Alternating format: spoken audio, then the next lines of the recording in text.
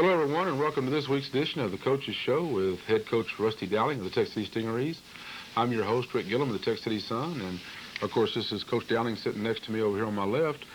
Coach, 7-2 going into the, I guess, the final week of the regular season. Big win over Santa Fe Indians the other night. A couple of interesting developments over the weekend too, with the loss of Lamar to Lamar, and you know, next week we'll be playing for a shot at the district title. Share the district title, that's right.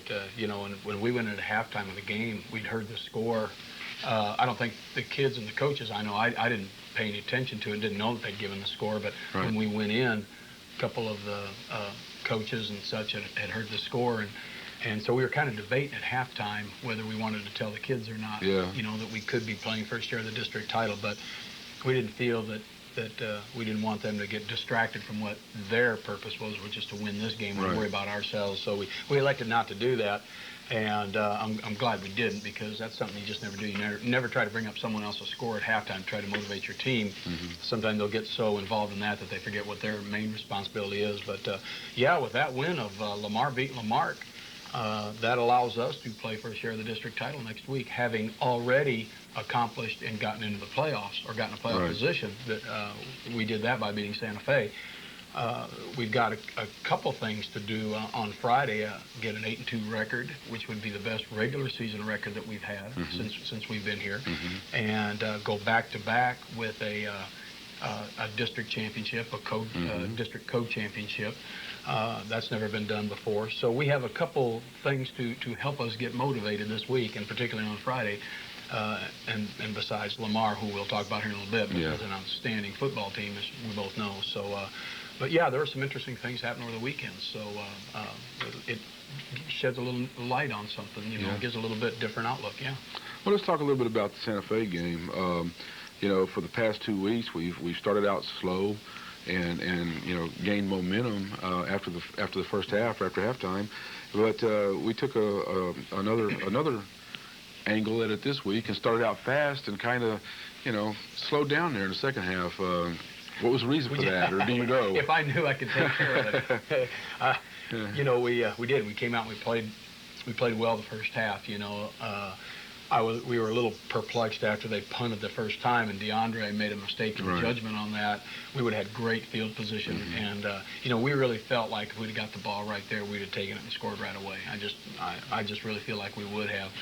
But it's just amazing that just one little mistake like that can sort of take the air out of your sails for a little bit, because all week long we've preached to the kids, you know, on that first series we're going to take it and we're going to drive down and score, and I really believe the kids are ready to do that. But when we mishandled the punt and lost it,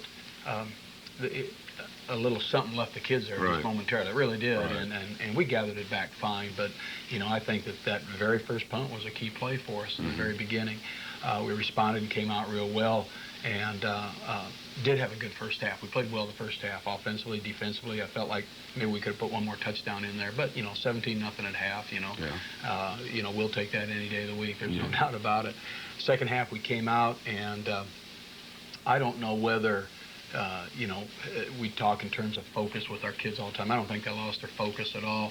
I think we came out, we had some penalties and some calls that really disrupted our momentum. They really disrupted the momentum, as I said earlier, more so this game than the previous two games with Needville and Dickinson that we've had. And that frustrated the kids a bunch when those kind of things happen. And our timing got thrown off a little bit.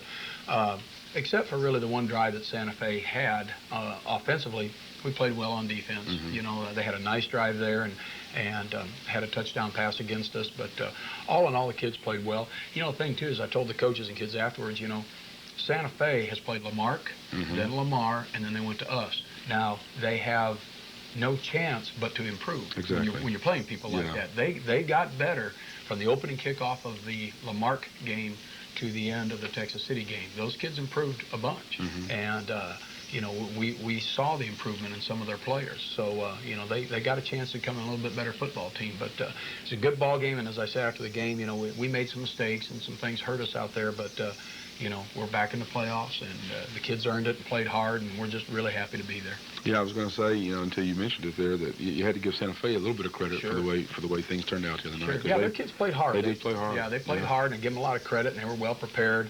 And, they did some good things. And as I said, we had seen some improvement in those kids from the Lamar game to our game. Mm-hmm. They had gotten better. So they played well. I don't know if you noticed it or not, but Coach Shoppy over there on the sidelines, he really gets into the game and everything. He gets up there and it looks like he headbutts his kids and, goes chest to chest with them and everything. And any chance of you trying to do that? No. In your younger days, you might try and do something like that. I hire younger coaches to do all that for me. Todd's a little bit younger. Todd's still playing. Todd was a Division I football player and such, and had a real good career. And he's younger. He can get away with doing that stuff. No, that's for the younger ones to do that. Well, he's got him going over there. Yeah, he does. Right now. Yeah, he does. Yeah, he's a fine coach. Fine coach. Well, that's it for the Santa Fe game. And when we come back, we'll show you a little bit of the plays from that game.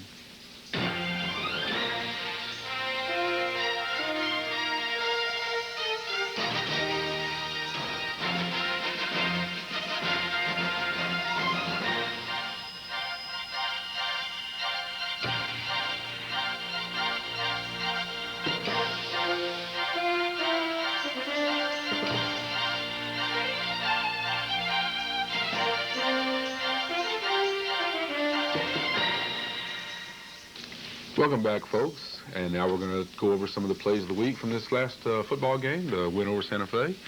Russ, tell us what we're going to look at here. Well, first and foremost, I think we need to start with Adrian Daniels. Yeah. Adrian had a super game running the ball. He had 160-some yards, a couple touchdowns.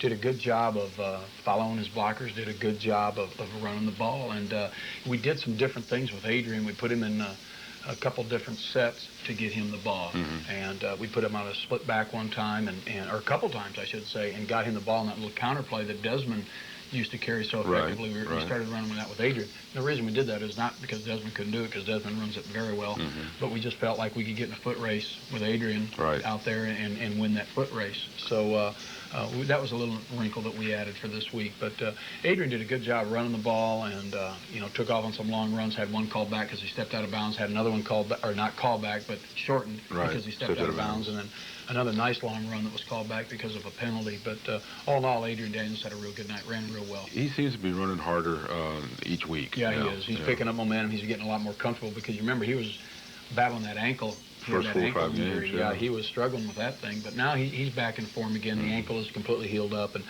we're going to definitely need him for this Friday and the playoffs. Oh yeah, because Adrian he's a fine football player.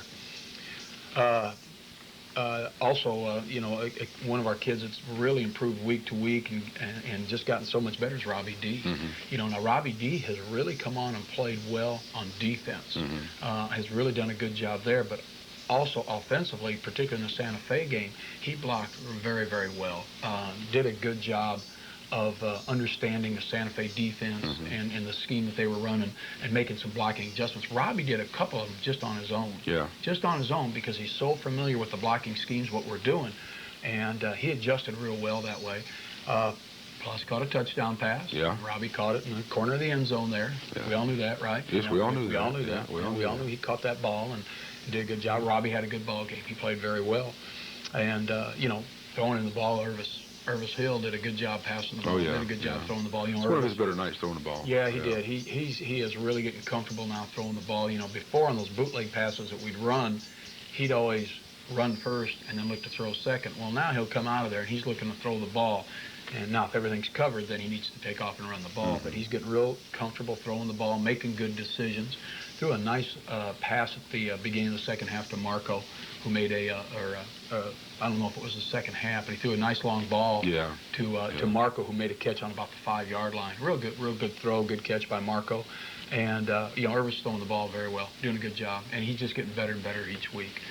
One of our other players of the week was Everett Rawls. Everett did a good job on defense. A couple times they ran the draw play, and Everett was in great position to make a play. Did a good job of pressuring the quarterback.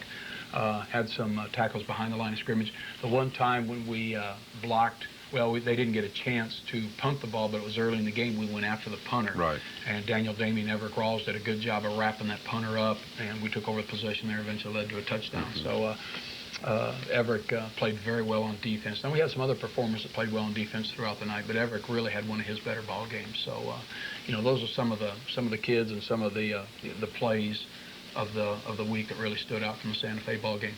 Okay, that's good. We'll come back and talk about injuries, and hopefully that's not going to take very long this week again. For students who fall behind in school, it's very hard to break the cycle of failure. The schools here in the Texas City ISD. Welcome back, folks. It's time to talk about injuries. Russ, how are we injury-wise? We're great, Rick. Good. We have a very, very minimal amount of injuries, bumps, bruises. No one that's going to miss the Lamar game. And that's good. Yeah, we've come out of the last couple games really well as far as the injury thing goes. So we're in good shape, and everyone's going to be healthy and ready to go. So we came out real well. Okay, short enough then. Short and to the point. Okay, then why don't we talk about players of the week? Our MVP on offense this week. We had two winners, co-winners this week, Adrian Daniels and Irvis Hill. We've talked a little bit about Adrian already. Right. With the great night he had, 160-some yards rushing, a couple touchdowns. Irvis was a co-winner, threw the ball well, ran the ball well, did a good job running the option and getting out of some real sticky situations. Yeah. I mean, sometimes when they just had him wrapped up, and of course, Irvis is Irvis, and you never know where he's going to go, but he got out of trouble. But both those kids really played well offensively, and for us to do well, both of them have to play well offensively. Right. They're both very, very important impact players for us. They make a difference on the field, and as long as they're playing well, then things are going well for us. Our MVP on defense this week was Everett Rawls. Everett had one of his best games that he's had. Everett was all over the field. Playing good pass defense in his underneath coverage, did a good job of pressuring the quarterback, particularly when they were running the option. We had him assigned to the dive and to the quarterback both. He'd have to take them both. He did a good job there. Special teams, he played real well. In fact, he even had a good kickoff return for us. After they tried that onside, got it, but they were illegal procedure, and then that forced them to kick deep. Everett returned it in a nice job, 40-some yard return. So Everett had a good ball game, complete ball game. We figured he had was in on 16 tackles. Yeah, something like that. I know that sitting up in the press box, the Santa Fe coaches the other night, when they would come back down, and even before the game, they were impressed just with Everett's physique. Yeah. Just watching him in the pregame warm-ups. Yeah. They said, that's a Division I body if I ever saw one. Yeah. They would say, Yeah, and he had a good ball game against them too. He played well. So Everett needs to continue to do so. He's a good defensive player for us. Our special teams player of the week this week was Daniel Damien. Now Daniel's been hurt, kind of gimped up the last couple weeks, but he was our long snapper on the punts. Did an excellent job on punt returns. In fact, he was the one that really pressured that bobbled punt early in the game, where him and Everett made the play, but it was Daniel that forced the kid to attempt to run instead of trying to punt it. And then he partially blocked another one. And Daniel takes a lot of pride in that, on that special team, on field goal block and punt block. And we need for him to take a special pride in that, because anytime we want to go after it, boy, he revs it up and goes, and he's really good at that. So he's got that speed too. Yeah, he does, that quickness. He's real quick getting off the mark. So he was our special teams player of the week. Okay. Our scout team players, JV players, we had co-winners. Jared Wagner, who is our JV quarterback, had an excellent night throwing the ball. Our JVs beat Santa Fe, and Jared had a great night throwing the ball. Really looked good, really looked sharp throwing the ball, and executed the offense real well. And then Larry Crochet is the other co-winner. Larry was pressed into service the day of the game, of the JV game on that Thursday, because one of our other players that day could not play, had an injury, couldn't play. So Larry was forced into playing a position he'd never played before. Had a fumble recovery, an interception, and was one of our top two tacklers that night. Just played super. Both these kids are good practice players too, and a guy like Larry is going to make that adjustment, because he's a very intense competitor, and so is Jared. So both those kids had a good week and a good Thursday night ball game. Played very well. Our leadership award goes to one of our captains, Travis Lewis. Travis has done a good job of providing us leadership throughout the entire season. He's won this award several times before. And, Travis does an excellent job with the football team with helping us as coaches get the kids focused and ready to go. And he's a real good steadying influence in that offensive line for us. And he does a real good job. Our Total Commitment Award went to Lance Dale. Now, this is the first award that Lance has won, but Lance has steadily improved his game on defense and gotten a lot better at linebacker. He's starting to do a very good job at taking charge of the defensive huddle, which we have talked to him about, taking charge of that defensive huddle and just basically taking charge of the defense. Lance is very active on special teams, also besides playing defense, but defensively he's somewhat of our quarterback there. Right. He identifies the formations, makes the calls, gets people to line up where they need to get lined up, and he has improved a bunch. And we really noticed a big improvement in Lance this Friday night at Santa Fe.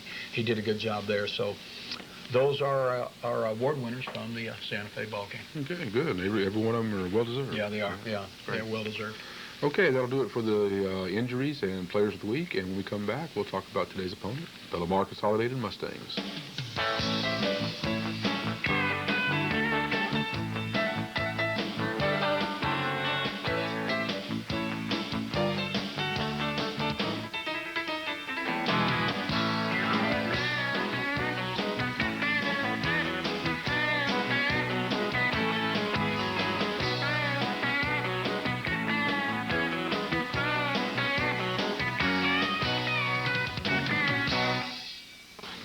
Welcome back, folks. Now, I guess it's time we need to talk about tonight's opponent, the Lamar Consolidated Mustangs, the big bad Mustangs here lately, I guess. I mean, they knocked off the Cougars, and they're the only undefeated team in the district right now. That's right.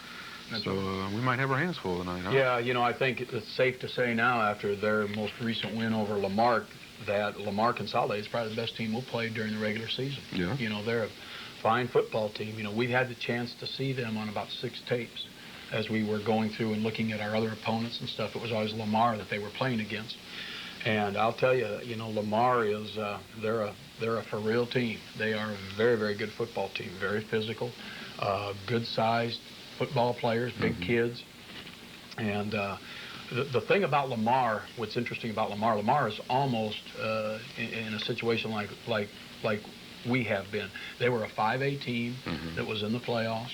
They have, a couple of years ago, they dropped down to 4A and were always in the playoffs. Never advanced any further because they'd always play Lamar in the first round of the playoffs every year, so they never got a chance to advance. But they're a fine, fine football team. I personally think they're one of the finest 4A teams in the state of Texas. I really think they're an outstanding football team. With Lamar Consolidated, Rick, you start with them on offense. They're very big and physical up front. They have the leading rusher in our district and one of the top rushers in the Houston area, tailback, a junior named Delma Hudson. Now, he is a fine runner. He's got excellent speed. He's a very physical runner. He'll run away from you. He'll run over you. In fact, I'll tell you who he reminds me of is Yoshima Greeley. Oh, yeah? He runs like Yoshima Greeley does. He sure does, and he's just a junior. Yeah. They have a fullback, Justin Graham, who is about a 220-pound fullback that runs hard, blocks well. Lamar Consolidated on offense is not going to do anything fancy. They're not a big passing team. Most of their passing comes off the play-action pass. Yeah. They have a quarterback, Colin McNeil, and then Michael Lewis. They're in the same situation we are, where we have Irvis Hill and Adrian Acosta. They have Colin McNeil and Michael Lewis, both fine quarterbacks. Both can run, both can throw very well. They are outstanding players, Offensively, they're going to line up, and what you see is what you get. They're not real fancy. They're just very methodical and will run right at you. Defensively, they're basically the same thing. They play a split defense. They have an excellent sophomore linebacker kid named Nick Phillips, who is a very, very good linebacker. Coach Landis, Don Landis, his son, plays a defensive end for him, who's a very, very good football player. On defense, they're very solid. They're not going to play a whole lot of different defenses against you. They're going to line up. They're going to play a base defense. They might stone a little bit. But, Rick, they're probably the most solid football team that we've seen all year. They're not going to change a whole lot of what they do. They'll make some adjustments to what we do, but that's about it. So it's going to be a great football game. It really is. We have a chance to be 8-2, which will be, again, our best regular season. We have a chance for a district title, and so our kids are going to be highly motivated, wanting to have a share of a district title. Lamar Consolidated is going to want to win it outright. And so it's going to be a heck of a ball game. It'll probably be one of the featured ball games in Houston, and you know, we're really looking forward to playing in it.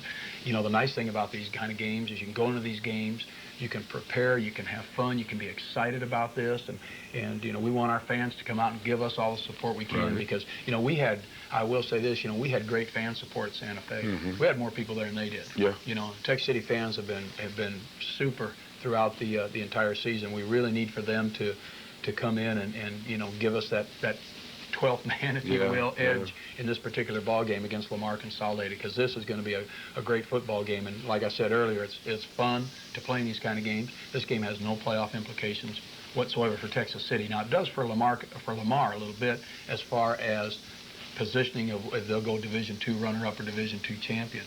But for us, it doesn't. It's just a great game for us to be a part of. So we're looking forward to it. And we need to have a great week of practice and prepare and be ready to go for this one. High school football in Texas, man. I'll tell you what. This and I'm sure Lamar, their crowds have been very good the past season. So it just ought to be a fine football game between two very good 4A teams. Can't think of any place I'd rather be on a Friday night. In Stingarees Stadium. Stingarees Stadium. Watching the Stings, go to it. Go to it and win. And win. That's right. All right. That'll do it this week, Coach. Folks out there in television land. For Rusty Dowling, I'm Rick Gillum. We'll see you next week.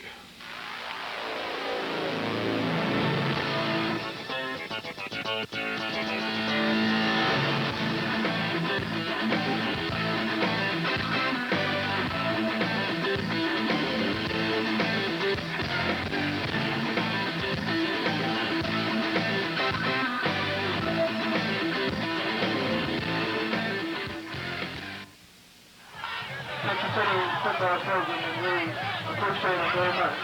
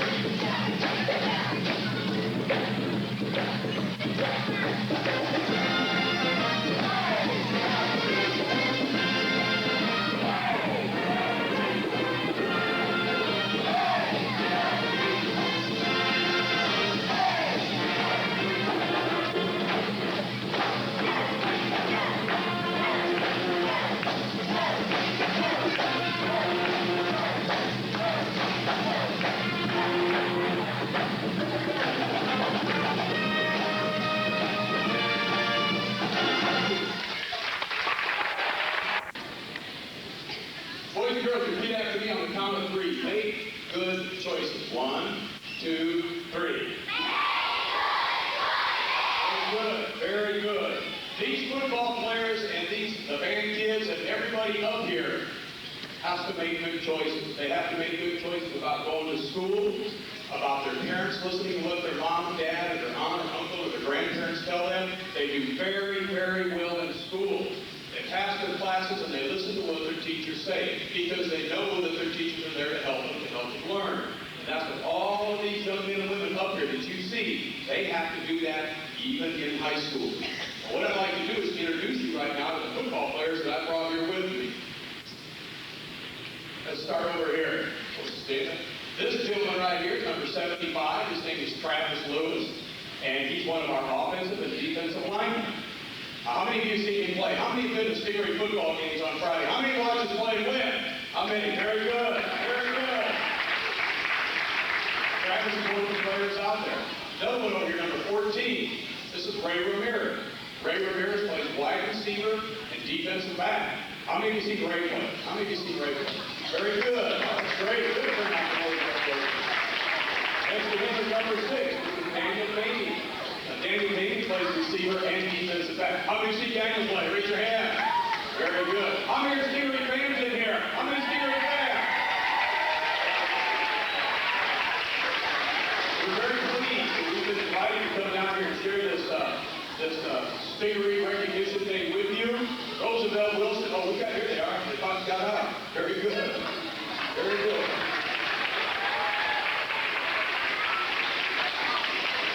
I've introduced 3 people. These 3 fellas right here, these 3 football players were finishing the test. That's why they're late. But they got the test finished. Over here is number 85. This is Quincy Williams right here.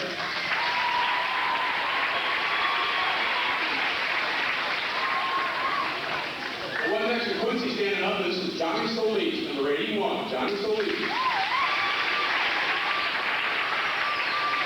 I don't know who's the hair just got a little too long here lately, and it's hard to recognize. This is our fullback, Desmond Powell. How many know who Desmond is? Raise your hand.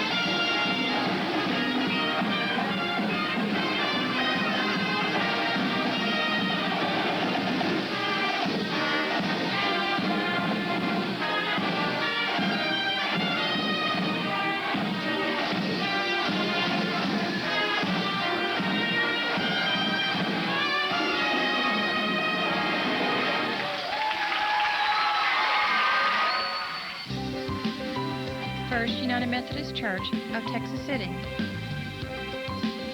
where our youth have been leading the charge for the past 100 years and into the next.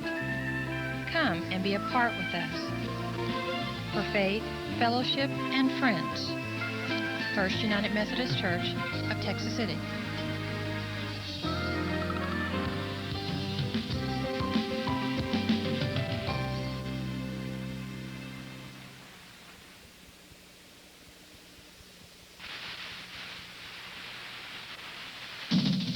Instant Replay Sports presents Texas City High School football.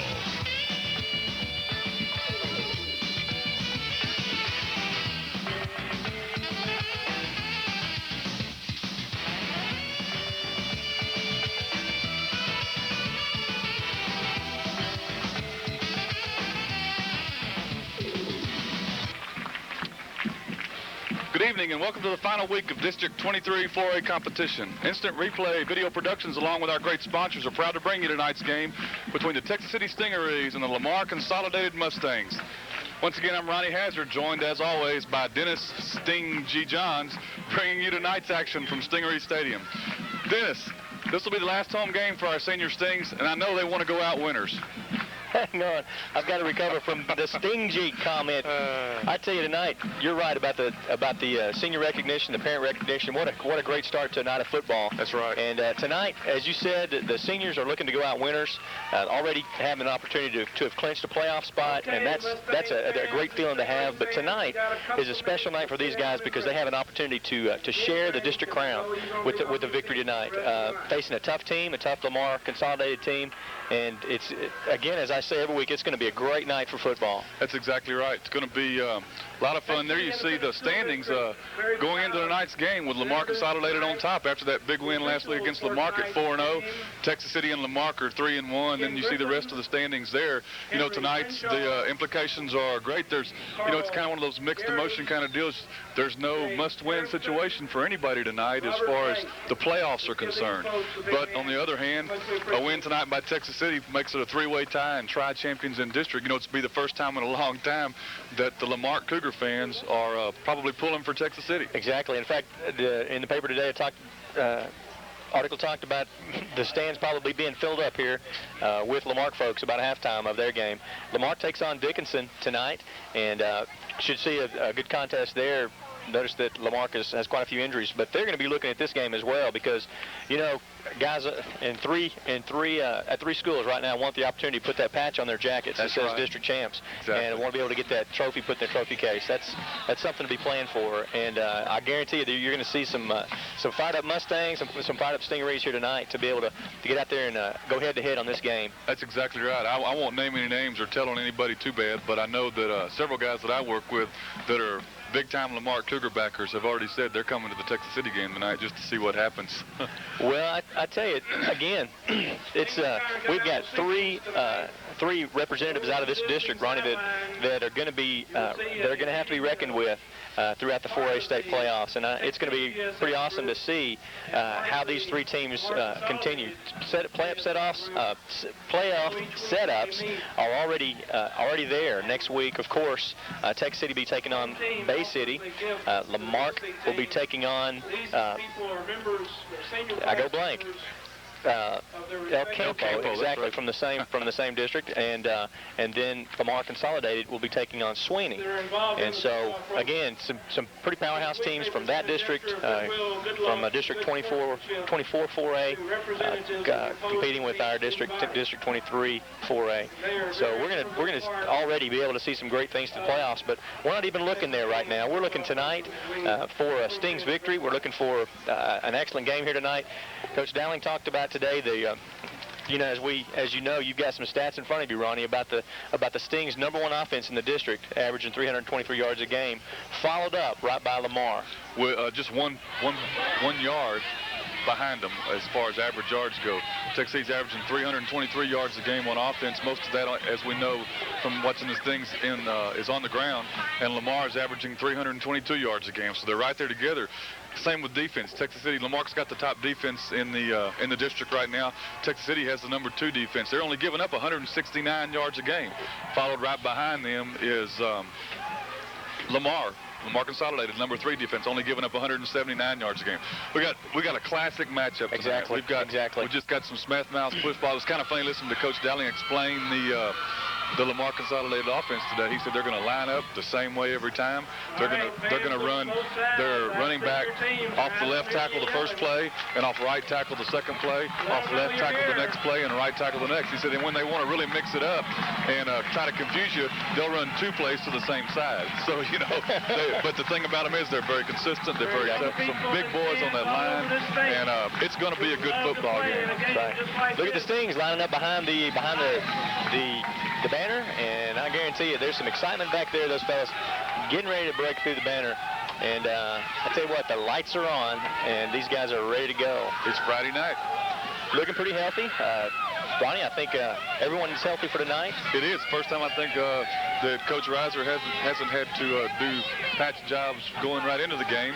I know that another big question today at the quarterback club meeting was the report cards came out today, and this 6 weeks goes through Christmas, which means it goes through all the playoffs. That's right. And Texas City lost 1 backup player. Again, another fine job by coaches, and not only the coaches, but a fine job by teachers in the classroom. That's right. That's right. There you see the balloons. The balloons provided tonight by the Texas City Quarterback Club, as every week. What a neat sight. To see the balloons flying over kind of adds another bit of excitement to the game. The Lamar band is just filing into the stands.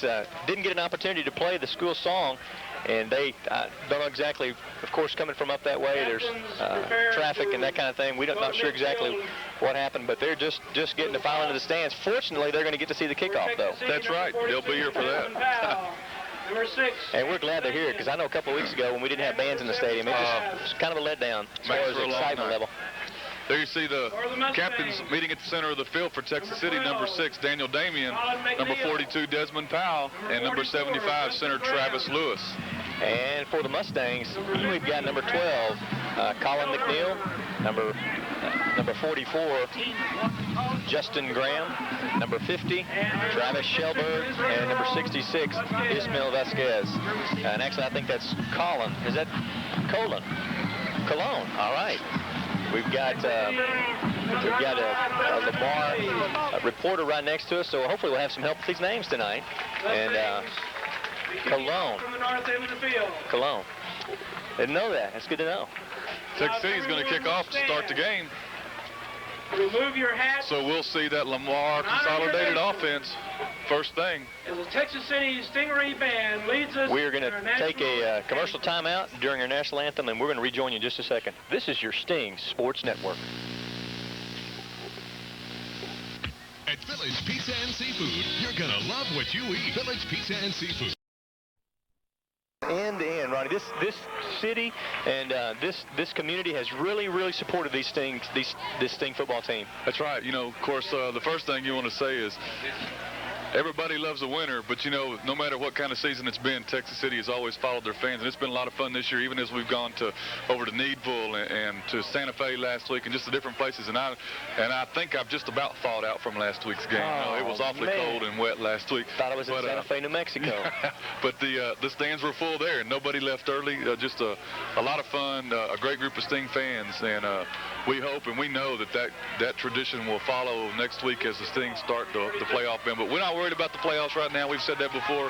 We're here for some football tonight. Folks, you're getting ready to see a great football game.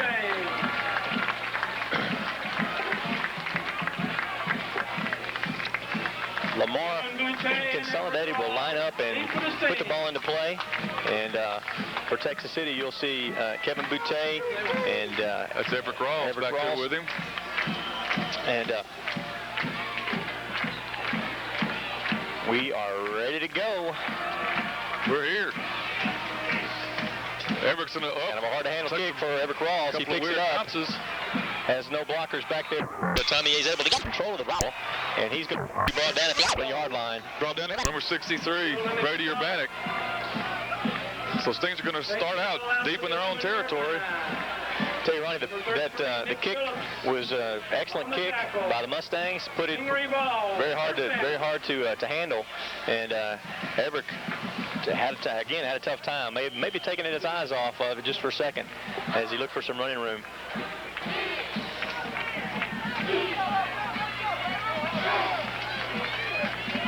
I believe that was Jose Luvanos who put that ball into play. First play from scrimmage is given to Adrian Daniels, and Adrian's going to get him some room. Handoff from Irvis Hill. He's going to pick up about 6 on the carry. Picks up about 6 before Michael Lewis. Tackle there by Michael Lewis. Michael Lewis, not sure exactly who's going to start tonight for the Mustangs, but they have 2 quarterbacks, Michael Lewis being one of them. And we know the Stings offensive line. There you see Jermaine Anderson, Tommy O'Connell, Mario Carpenter, Travis Lewis under center again as always, Carlos Romero, and Hector Riano to finish out that Sting offensive line. Second down. Irvis Hill again gives to Daniels. Daniels goes to the left side and finds some room. He's going to have a first down. And first down and then some. A good pickup. Nice job following behind the left side of that line. Looked like Brady Urbanek, one of the first ones there for the Mustangs. Making the tackle. Picks up another, looks like about a 7 or 8 yard carry for Adrian. And a nice way to start out by the Stings. 2 plays, put together some good yardage, brings them up to about the 26, 27 yard line. to begin another first down. Ovis Hill with signals, pitches to Daniels, and Daniels has some room and hangs on to the ball. Excuse me, Dennis, a great block by Desmond Powell right at the line of scrimmage to break him loose for that another 3 or 4 yards. Desmond just leveled the man on the block. Brian Kipling on the tackle. There you see the rest of the Sting offense as we show you the backfield there. Ovis Hill at quarterback, Ray Ramirez at one of the wideouts, and Marco Vasquez at the other. Adrian Daniels and Desmond Powell, the backs.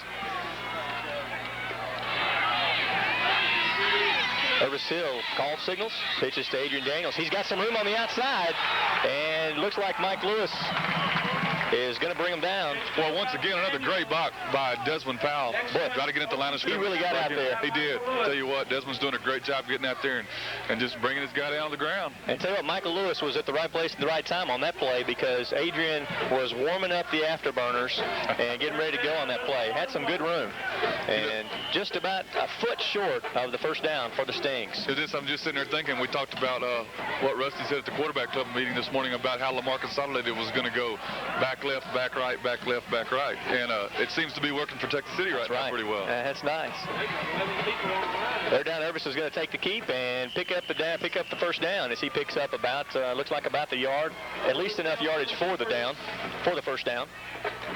And it is.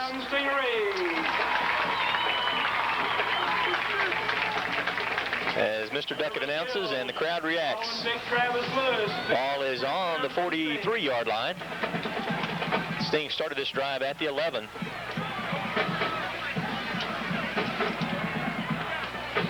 Ray Ramirez wide to the right. Joe Grant in the slot. And Irvis selects to keep, and Irvis is caught from behind by big number 87. And that is Sean Boyd. But not before he picks up about 7 on the carry. I think we're going to get another look at that one on the replay. Yeah, there it is from ground level. There's the Irvis makes that little juke, picks up about 7 on the play. Jermaine Anderson come in and lay a nice block to give him some extra yardage. That's right. I mean, this has just been a great team effort again this whole season. Well, I tell you what. Everybody's been participating and carrying their load. Otis to the line.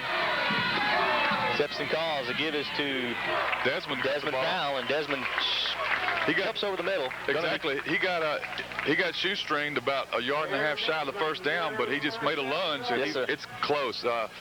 From my vantage point, which I call it a first down, but the referee says, nah, let's make sure. If he was up here, he could tell it was a first down. He can. He'd have a better view. It's nice to be up high today. That's right. The last couple of weeks have been kind of low in the stands. I feel like I'm up here with Richard Presley now, as high as he was at Santa Fe last week. Although I think I'm a little warmer than Richard was last week. And you see it there. The ball is passed, and the referee gives a friendly point. And we like it. First down. Texas City moving the ball very well on their first possession. 2 yards away from Mustang territory. And Irvis looks Andy Casey wide to the left. Irvis is going to keep. He's going to take it, and he's going to nice spin move scoot up in there for about 4 yards, actually. Irvis Hill on the option. Brought down by Nick Phillips on the Mustangs. And it's going to bring up second down and 6. There you see Irvis Hill. As we've said a couple times this year, another one of that talent-laden junior class that'll all be back next year. There you see the numbers for Irvis. 68 carries for 328 yards with 5 touchdowns. And has done a good job throwing the ball when he needed to this year, too. Missed a couple of games with that bad ankle, but is back and at full strength now. Little misdirection play. Tommy O'Connell leading the way as Desmond Powell is going to pick up the first down. And nice play by the Stings. A little pushing going on there after the play, but Desmond's going to get up with his normal excitement. Michael Lewis on the stop for the Mustangs. There you see it, replay there from ground level. Brian Kipling. Desmond just taking the ball and following right behind Tommy O'Connell. Picks up the first down. Tommy O'Connell leading the way. Ray Ramirez goes wide to the left. Joe Grant in the slot.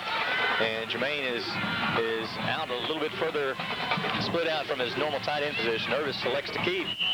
And he's going to pick up about 3-4 yards on the carry. You know, it looked like he wasn't going anywhere, and the next thing you know, he got a couple yards out of it. I was just kind of peeking. I was thinking, well, he picked up a yard. Oh, it's 2. Well, actually, he was 4. So there you see it again. Nobody in the backfield. Irvis just all along intended to take that ball and just go with it. 5-yard gain, 2nd down and 5. And we need to thank Jermaine for wearing that orange shirt underneath his jersey. It really makes him easy to pick out. Yes, you know? it does. It sure does. Irvis looks to keep around the left side with a great block. Great block by, was it Adrian Daniels or? Desmond Powell again made a good block in the backfield here to spring Irvis for that first couple 4 or 5 yards. And the keeper, Desmond Powell, fine block on the outside. But again, Michael Lewis. I think that was Adrian Daniels that just leveled. Right past, after Desmond, then Adrian Daniels was right there. Michael Lewis saved the first down and more. 3rd down. Running him out of bounds. Looks like it's about 2 yards shy of the first down. Need a couple of yards here to keep this drive going. And I said, oh, I'm sorry. No, I was just going to say Texas City's had the ball since the opening kickoffs. We've had it almost 6 minutes now. Full house backfield. And there's going to be a flag, going to be a penalty on the play. I believe I'm seeing like clock's out of time. I believe I'm seeing zeros on the time clock, and that's exactly what it is. 5-yard walk-off. Well, Ronnie, 5 minutes and 57 seconds without a penalty so far, and that's good for the Stings. Hey. And this, we don't want to start a trend here, so hopefully we'll just kind of overcome this and pick up the first down and move on, because those could be, has proven to be pretty costly. But brings up 3rd and 7 with 6 minutes left to go. And we have Ray Ramirez wide to the right, Joe Grant in the slot. And Irvis looks to pass. He's got right on the sideline. Ray reaches, and it's incomplete. Just a little out of his reach. That'll bring up 4th down. Irvis pass. Intended for Ray Ramirez. Looks like Coach is preparing the specialty team. Real fine defense by the Mustangs.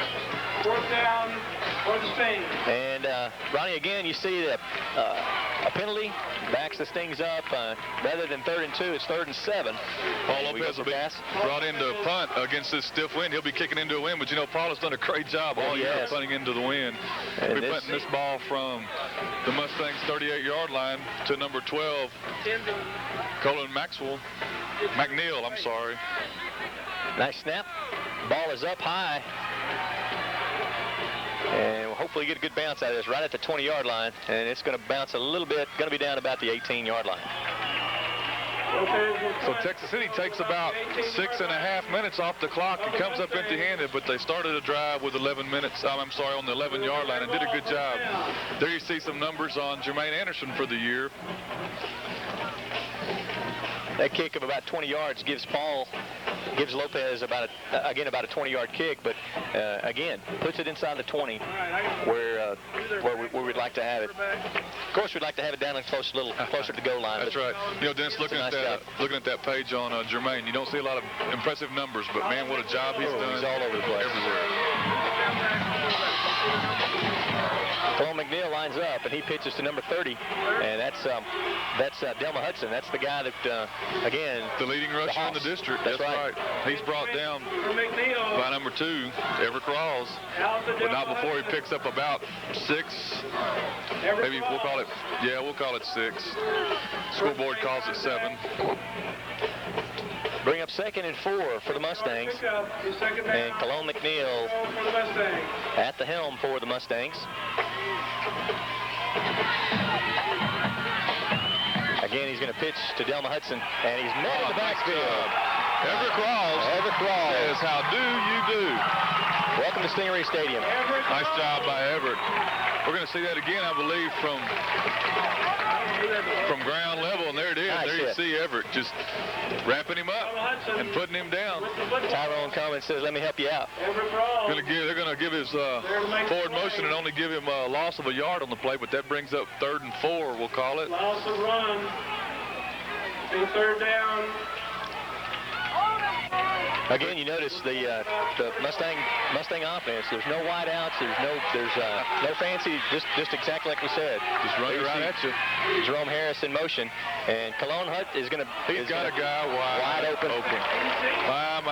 Cologne Harris steps back to pass and looks for Brian Kipling, and just out of his reach because that was. I tell you what, that's one of those deals where Rusty said they might throw once every 32 plays. Well, I guess we don't have to worry about it for a while now. But they just passed him. He could have run all night. But the defense holds. Texas City does a good job on shutting Lamar down on their first series. DeAndre Long's back to receive the punt. He's back at his own 40-yard line, and that's about where he's going to take the ball at the 38. Handles it well. And he's just tripped up. I tell you what, he had a wall over there, didn't he? Sure did. I tell you what, Adam Dixon got down, Matt Duncan got down and laid a block, and just inches away from getting to that wall. Well, Texas City's going to take over for their second possession with the nose of the ball just almost on the 45-yard line.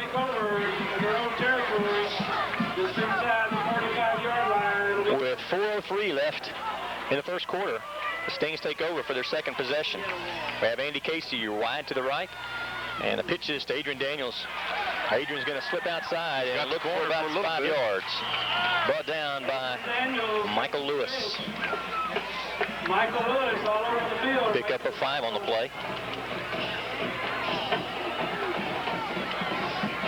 See Coach Dowling just kind of checking in with the official, and looked like possibly making sure that the placement is everybody's in place.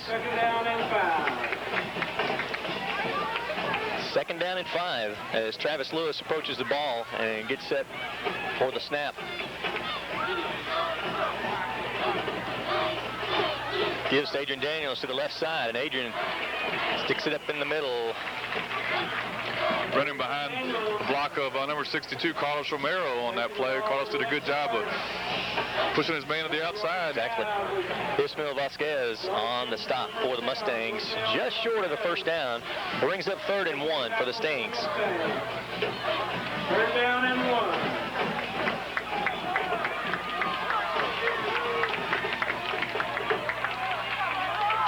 Stings get set again for a 3rd and 1. Urvis calls a signal, steps back, and looks like he's going to keep, and he's going to pick up that 1, plus about 2 more. Tell you what, I was sitting there going, go upfield, go yes, upfield. Sir. But Urvis knew what he was doing. He knew what he was doing. He picked up a couple of yards on the play. Ronnie, what I'd like to see, Urvis seems kind of tentative right now. I don't know if he's just kind of feeling the plays, but. And Dennis, I was just thinking the same thing about the crowd too. They don't seem quite to be in it yet. Maybe it's they need something to get their blood boiling. I don't know what it would be. Tell you what, if he just break this one, I think that'd work. Yeah, it'd get my blood turning. There's the wraparound draw. Desmond gets back to the line of scrimmage, and that's about it. I think that play's been seen a time or two this year. Well, Ronnie, he had some room at first, and seemingly he was left with still 2 white shirts and no black. That's right. The odds weren't too good there. There you see the numbers on Adrian Daniels this year. Running back, linebacker, again, another junior on this team. 566 yards on 79 carries with 5 touchdowns. And, of course, the ability, Adrian going both ways and playing on both sides of the ball many, many times. It's been a workhorse for the Stings. Ray Ramirez in motion. The play clock runs down pretty close to the 0. Adrian Daniels gets some yards, and he's going to pick up the first down. Adrian, nice bit of running there. Exactly, about a 12-yard carry for Adrian. Adrian Daniels. We're going to see a replay from ground level. I believe that play ran right to the camera, so we ought to get a good shot of this one. Got a flag on the play. And the signal goes against the Stingarees. Well, that'll take that nice run by Adrian off there. We didn't see the preliminary signal, but it is against the Stings, and it's going to erase a nice first down play. As we watch the officials step off, the yardage. Holding the call. Holding on the Stings. 10-yard walk. And Coach Dowling, of course, not very happy with that call. Actually, not the call, but actually not very excited about that play. Stings come back and have this opportunity. It'll be 2nd down and 17 as we have the whole team wide to the left, and he's got a wide open Joe Grant. Oh, the ball is put it's a way lame up. duck. Hey.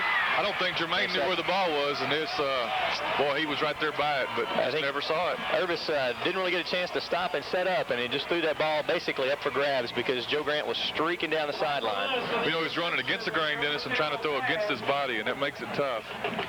Michael Lewis with the interception for the Mustangs. And again, again we see a penalty right before the turnover, just as last time, a penalty right before we had to give the ball up. And so the Stings must take control and avoid the penalties. Mustangs with 1st and 10 on their own 33-yard line. Michael Lewis in at quarterback at this point, and he gives the ball to the fullback. That's Justin Graham. There you see the Stings defensive line.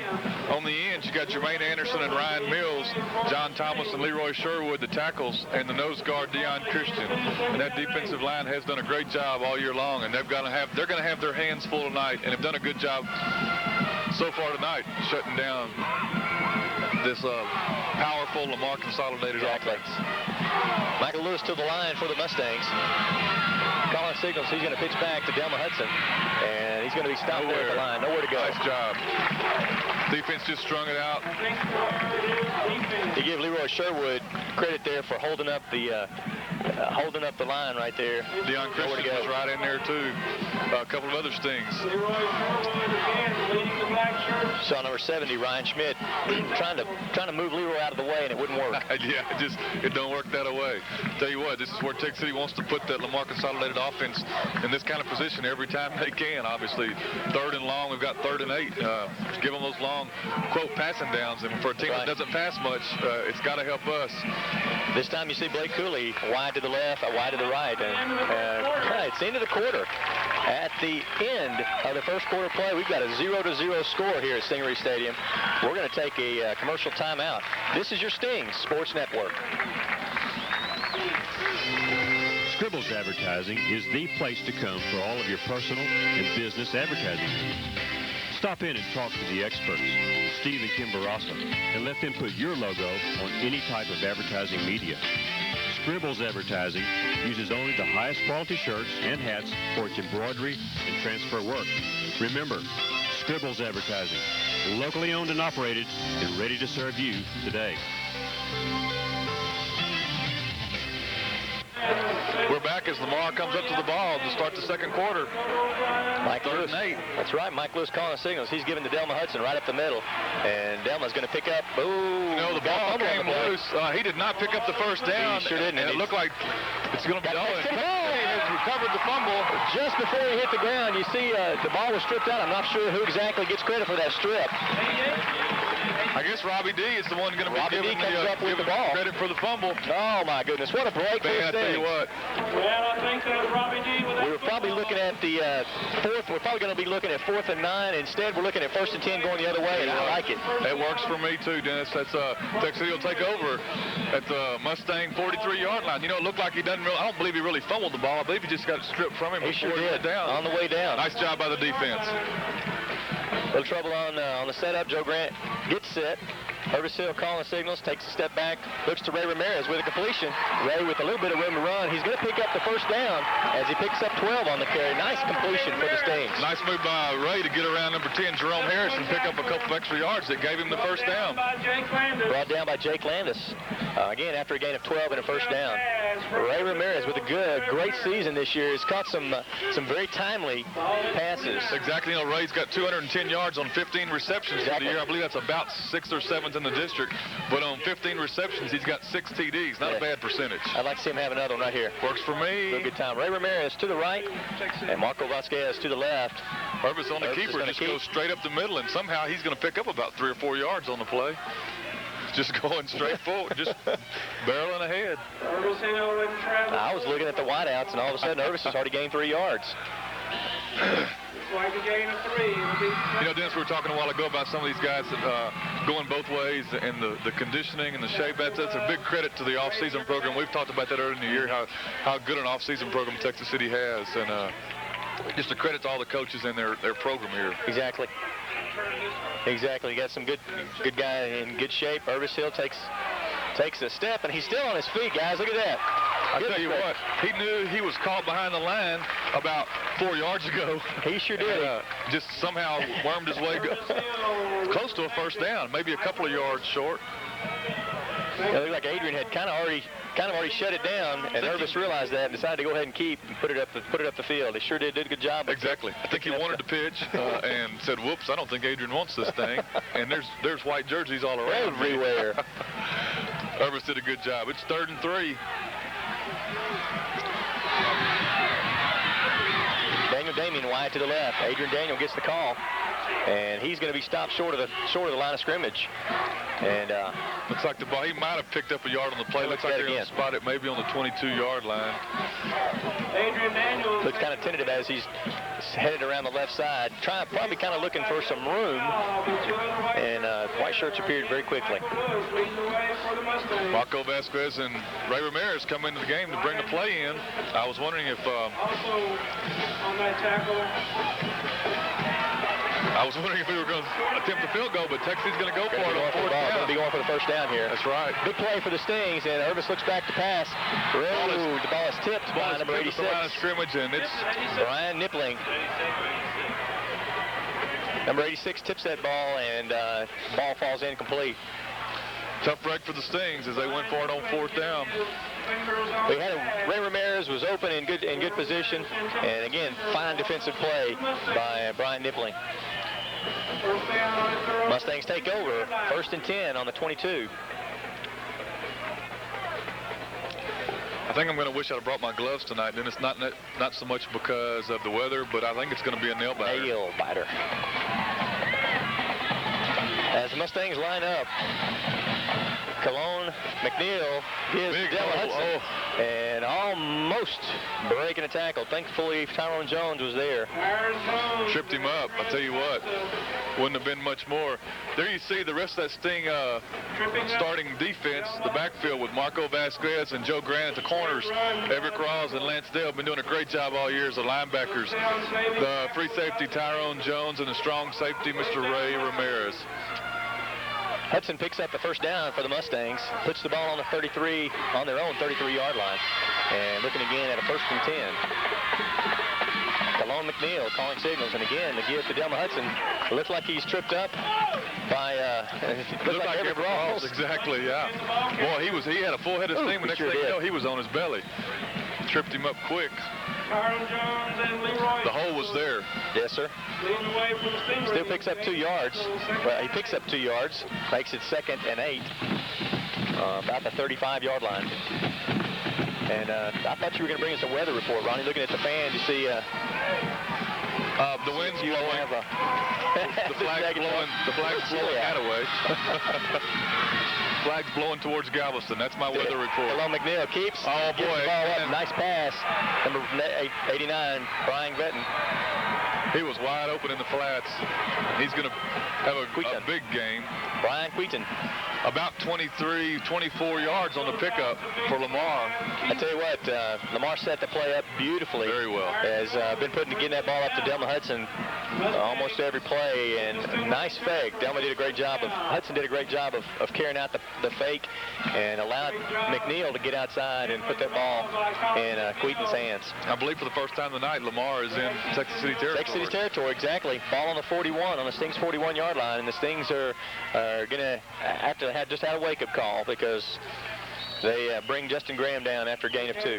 Deion Christian hit him at the line, and he might have got another yard or 2, but did not get out of Deion's grasp. Everett Rawls was there to help finish him off. 2nd down. Looks like about 7. Looks like Graham picked up 3. And I think the Stings have realized they, of course, I knew they knew it already, but they've got a game on their hands. McNeil calls signals, and he steps back and gives to Hudson up the middle. Hudson Leroy Sherwood grabs a hold and hangs on. Adrian Acosta in there to help finally bring him down, but it took both of them to bring him down. It's going to pick up about 6 on the carry. Brings up 3rd and 1 on the 32-yard line. And that's a short one. Yes, it is. It'll be 3rd down and 1. Tell you what, Hudson is an elusive runner. You don't actually know he has the ball until he's already gained 3 or 4 yards. And man, that offensive line of Lamar Consolidated is blowing the holes open right now. Nice play by nice. Jermaine Anderson in there, but McNeil still got the ball. A nice fake. Nice play on the outside by Joe Grant. Just fixing to talk about the defense. What a nice play. And McNeil tries to follow his runner up follow the back up in the middle of the line, and gets caught up and makes a great outside move. Nice play fake. And Joe Grant. Actually, I don't think he was faking. I think he wanted to go there, and it was all stopped up. He took a U-turn and had plenty of room out on the outside because the whole defense was there. The ball's sitting at the 15-yard line. The Mustangs get a good gain. I tell you, they're up the ball sitting on the 15. And Hudson looks to pass. He puts the ball up, and it is a wide open Queaton. No, that's not Queaton. That's number 86, Brian Nippling. A wide open Nippling carries it on into the end zone for the score. Again, Texas City looking for the run, and they're taking the fake on the run, and the receivers are just flat wide open. Until he kind of again goes exactly what we were talking about earlier. The Lamar has pretty well lived by the run. You can tell by their stats, and here they have actually survived by the pass. Blake Cooley to hold for Jose Levanos. The kick is up. And it looks good from here, and it is good. So with 6 minutes and 31 seconds to go in the first half, Lamar Consolidated scores first. It's 7-0 Lamar. Let's take a commercial break. And this is your Stings Sports Network. Hoffman Lumber Company in Texas City, a locally owned and operated business, offers you the highest quality of building materials in the area. If it's a power saw you're looking for, or maybe a paintbrush, or maybe a can of paint, you'll find the brand you need. Drop by and see Steve, Roger, Chuck, or Cindy for friendly service and the highest quality. Hoffman Lumber Company, a friendly place to trade. Hoffman Lumber Company, building Texas City since 1951. We're back at Stingaree Stadium in a noisy press box with us in here with the public address announcer, and sometimes I forget whether I'm coming or going.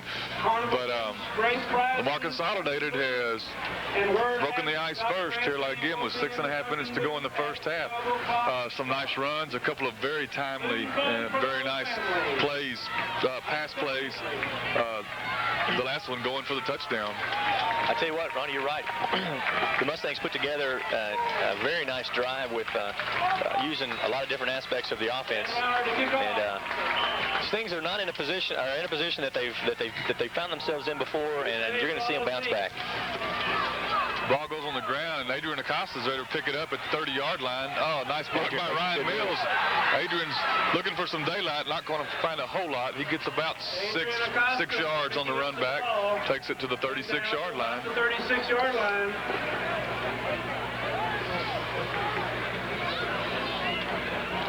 So Texas City will take over with just under 6.5 minutes to go in the first half. The ball sitting at the 36-yard line.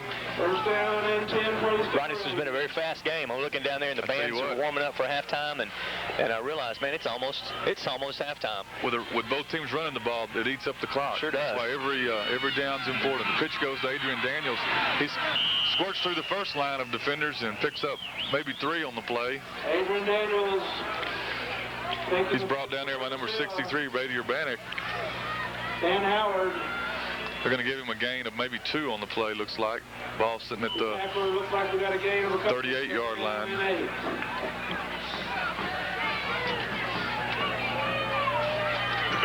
Marco Vasquez comes to the near side. Joe Grant and Jermaine Anderson are out on the far side. Desmond Powell's alone back in. Purvis with the keep, just gets tripped up. Had some daylight, but Nick Phillips was there to pull the curtains on that daylight. That'll bring up third and probably about 6, we'll call it. Third down for the Stings. About 6 needed for the first down. Daniel Damien and Everett Rawls in for the Stings. Marco Vasquez and Ray Ramirez out. And B.J. Walker. And 5. B.J. Walker comes to the near side here. Purvis rolls out this way, and he's got Joe Grant. Oh, and he had the ball, but a nice hit. Nice hit by Michael Lewis. Michael Lewis, just as soon as Joe Grant had his hands on the ball, Pass intended for Joe Grant. knocked it loose from him. Not many folks are going to hang on to a ball like that. Lopez is going to come in right now and should have a pretty good wind behind his back and hopefully be able to put the Mustangs pretty far back in their own territory if we can get a good punt off here. Chloe McNeil standing back at about his own 25-yard line, 24-yard line. Daniel Damien in for the deep snap. Lopez to do the punting chores.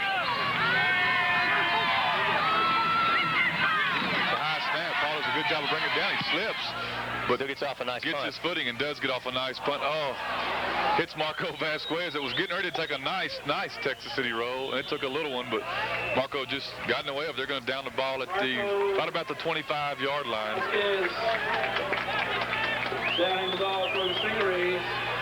There you see Great job by Paul Lopez. The numbers and the smiling face of Joe Grant. I don't know if that's really a smiling face or not, but, you know, that's that football look. Yeah. You know, I tell you, he went up for that pass a while ago. He caught a pass that was almost out of his reach. And, again, would have been a reception, but an excellent defensive play by Michael Lewis. About 34, 35 yards on the punt by Paul, which is not bad considering the high snap and the slip that he had. Exactly. Michael Lewis in a quarterback. They give to Delma Hudson up the middle. Everett Rawls is the first one there. Does a nice job of wrapping him up. He gains a couple on the play. Everett Rawls and Ryan Mills on the top. They're going to give him 1. We'll call it a game. So we will too. That's right. Just shy of getting a couple second down in. Well, you know, another great night. Last week was not really a great night for football with the wind and the rain, but this is just a beautiful night for football. It sure is. Nice and cool. Looked like he mishandled snap, but somehow gets the handle on it and still picks up about 4, maybe 5 on the play. Looks like Everett Rawls a little Joe Grant is a little shaken up on the play as he met Michael Lewis face mask to face mask. Looks like about 3rd down and 2 for the Mustangs. Joe Grant making that. 3rd and 2 for the Mustangs. And, Ronnie, you know, actually the Mustangs are doing a nice job of mixing it up offensively. They are. And wasn't quite as simple as I thought it was going to be. No, it wasn't. It hasn't been at all. It sure hasn't. Michael Lewis pitches to Delma Hudson. And he's not going to get the first down. It's awful close. It's going to depend on the mark. Lots of black shirts there. Depend on who gives him the mark. You know, I believe he's got it. Yeah, looks like he does. Ooh, doesn't get a good spot. But I think he's still going to get it. There you see Deion Christian. Nose guard for that front line of the Texas City defense. Again, another junior on this team. Leading the black shirts that time. 3 minutes and 15 seconds left in the first half. And you see this as the clock on as we just see the clock just ticking down. And the Stings rising to the come on the play. And the ball is caught. Lance Dale has got the ball. All right. Lance Dale just kind of gets a Christmas gift because the ball bounces right in his hand. You know, it looked like Delma Hudson was falling down. He never really got his footing, and the handoff was just never there. It looked like the ball. I don't know, Ronnie, that he ever got the handoff. I'm not sure. I don't think he did. Because it looked like it hit him in the belly, and then he hit his knee as it. Exactly. I don't think he ever had it. Ball shot forward right in Lance's hand. Big break for Texas. Need to do something with it. All right. 3:03. Yes, just enough time. That's just enough time. Exactly. To score. You know, I was just thinking, if we only had 3 minutes and 3 seconds, I think we could score. Exactly. It was given. Texas City's going to take a timeout. And as we get set to make this last drive, Texas City's going to take a timeout, and we're going to take a timeout with them. We'll be right back to you. This is your Stings Sports Network. Cellular One. the one telecommunications company for your cellular service. Cellular One, a company started in Galveston County, has the largest home service area in the state of Texas. Whether you need a cellular phone for security, your business, or just convenience, Cellular One should be your company of choice. Cellular One's slogan says it all. Clearly, the best. Give us a call. We're back to Stingray Stadium. You see on your screen 3 minutes left in this first half. And the Stings are going to hopefully put together a drive. Ray Ramirez and Marco Vasquez out to the near side. Nice fake by Urvis Hill. He's got plenty of running room. He's got some moves. Nice move. Oh, another nice move, and he gains a couple more yards. Mike Lewis gets a little shove and gets him out of bounds. Or he could have gained another 10, 15 yards. And takes the ball down to the 22-yard line. Urvis picks up a 14-yard pickup on the play. Yeah. Michael Lewis. Nice move by Urvis to get that extra yardage on that play. Just what we needed. A nice gain on first down. And out of bounds. If he's not out there, we're not. They ain't stopped us. What do you say, Rolf? Andy Casey and Ray Ramirez go to the far side. Yeah, picture up. Urvis with a pitch to Adrian Daniels. Lots of white shirts, but Adrian gets on the outside. Get out. With some room. Hang on to that ball, baby. Yeah. All right. 86, Brian Nippling. Finally wrestles him out of bounds. It was a great run by He had the corner there. But what you missed was the block by Desmond Powell. There you see another one of the juniors on this team at 6 foot, 210 pounds, Mr. Mean, Lance Dale. Got that up there because Big Lance got with a fumble recovery. That's right. And tell he was a little bit excited about it, as I guarantee I would be too. You know, I think I saw his mama jump up. I bet you did. Too. Got the fans a little bit more into it now, Ronnie. Yeah, they're waking up. They're waking up. Second down, 4 to go. The ball sitting on the 16-yard line. Urvis Hill brings the team to the line. Desmond Powell's alone back. Urvis is going to keep. Urvis is going to get the first down, plus about 3. Urvis with about 7 yards on the carry. Inside the 10-yard line. Hey, we're going to see that play again from ground level. Nice block. First and goal for the Stings. Looked like Daniel Damian was in there to throw a nice block on that play. He's going to come out now and take a breather. First and goal from the 8-yard line for the Stings. And Ronnie gets a little excited, and it's nice to see Norman Hazard. 3 seconds left on the play game, and we're just what we wanted to do, taking the snap just in time. Jermaine Anderson with a cross the field pass. He's going to have it. Touchdown, Texas City. Nice. All right. Block there by Mario Carpenter. On the corner. Right there. All it took was that block. Andy Casey there to lay the block. And again, beautiful play by the Stings. Hey, it was set up perfectly. Everything went to the far side. Urvis gets to the far side, turns around, and Jermaine's on the totally opposite side of the field just waiting for it. I tell you, the neat thing about that is everybody was in control. Urvis was in control as he threw that ball, and ball taken on in. Beautiful play by the Stings. So you see Texas City lined up in the swinging gate, and they're swinging back over behind number 69, Tommy O'Connell, as Adrian Acosta holds for Jody Kleinhans to attempt the extra point. We're going to try and tie this thing up. Snap's nice good. The ball's up. Looks good to me. And it does to the rest of us, too. And the point after it. So with 2 minutes and 9 seconds to go in the first half, Texas City breaks the ice on their end of the scoreboard. We've got a 7-7 tie, folks. We're going to take a break here. This is your Stings Sports Network. Village Pizza and Seafood. You're going to love what you eat. Village Pizza and Seafood, specializing in good food fast. Come in and try one of our pasta dishes or one of our fresh, delicious salads. We also have great pizzas, and our shrimp and chicken dinners will make you forget all about those burger places. Open 7 days a week, now at 6 convenient locations. Our food and our service just can't be beat. You're going to love what you eat. At Village Pizza and Seafood, you're going to love what you eat. Take this opportunity. Ronnie, it just got warmer up here because the whole Texas City sideline, the whole side of the stands just let out a big sigh of relief. And just all that a hot nice air. breath of warm air. I tell you what. I'm glad we had the window closed.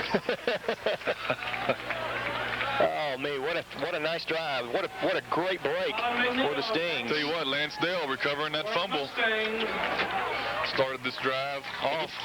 You know, Ronnie, I think what we talked about earlier, even in another close ball game we had this year, that is going to be the difference. The big play, the big mistake, or the big play is going to be the difference. So, so you just watch it happen. Hey, and you know, I'm by no means a football expert, but you've got to just know that you're going to get a break. A good team knows it's going to get a break, and they're just going to lay in waiting hang for in it. there. That's right. Just hang in there.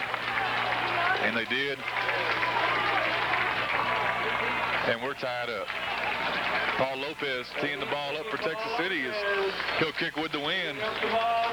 Lamar's going to get a chance to do something with the ball with about 2 minutes left, a little over 2 minutes left to go. And we take another break.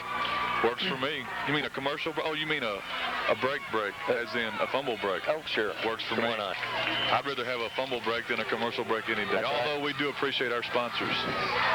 That was nice. That was smooth. Lopez gets his foot into this one. Nice. Oh, he's back kick. up. It's in the end zone. And he's going to bring it out. Going to give it a shot. And he's going to just wish he hadn't because he's down on about the 11-yard line. Nice kick, nice fired-up specialty teams. Look at those guys coming off the field, and they have done a great job this year. Colin McNeil elects to take it out. Colin McNeil on the carry brings the ball out about 12 yards. There you see Jody Kleinens. With that point after, has become pretty dependable. Jody has been Mr. Automatic on the extra points for Texas City. Done a good job. I know Mom and Daddy are proud of him. So with 2 minutes and 4 seconds to go, Lamar starts with the ball on the 11-yard line. They give to Hudson around the outside, and he's going to pick up about 7, almost 8 on the carry. Joe Grant, the first one there to wrap him up with some help by a couple of other Stings. I saw Ryan Mills in there. Making the tackle. Gain of about 8 on that play. It'll be 2nd down and 2.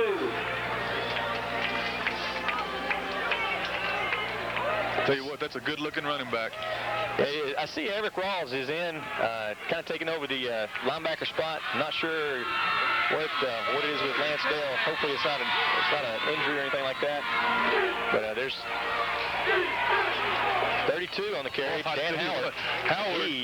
Howard, and we're going to see this on the replay. Howard and Ryan Mills said, "How do you do to each other?" right at the line of scrimmage, and he bounced laterally. Look at that. He just keeps on. He keeps on moving. Did a good job of keeping his feet moving, but there was enough Stings there to stop him after a gain of about a yard.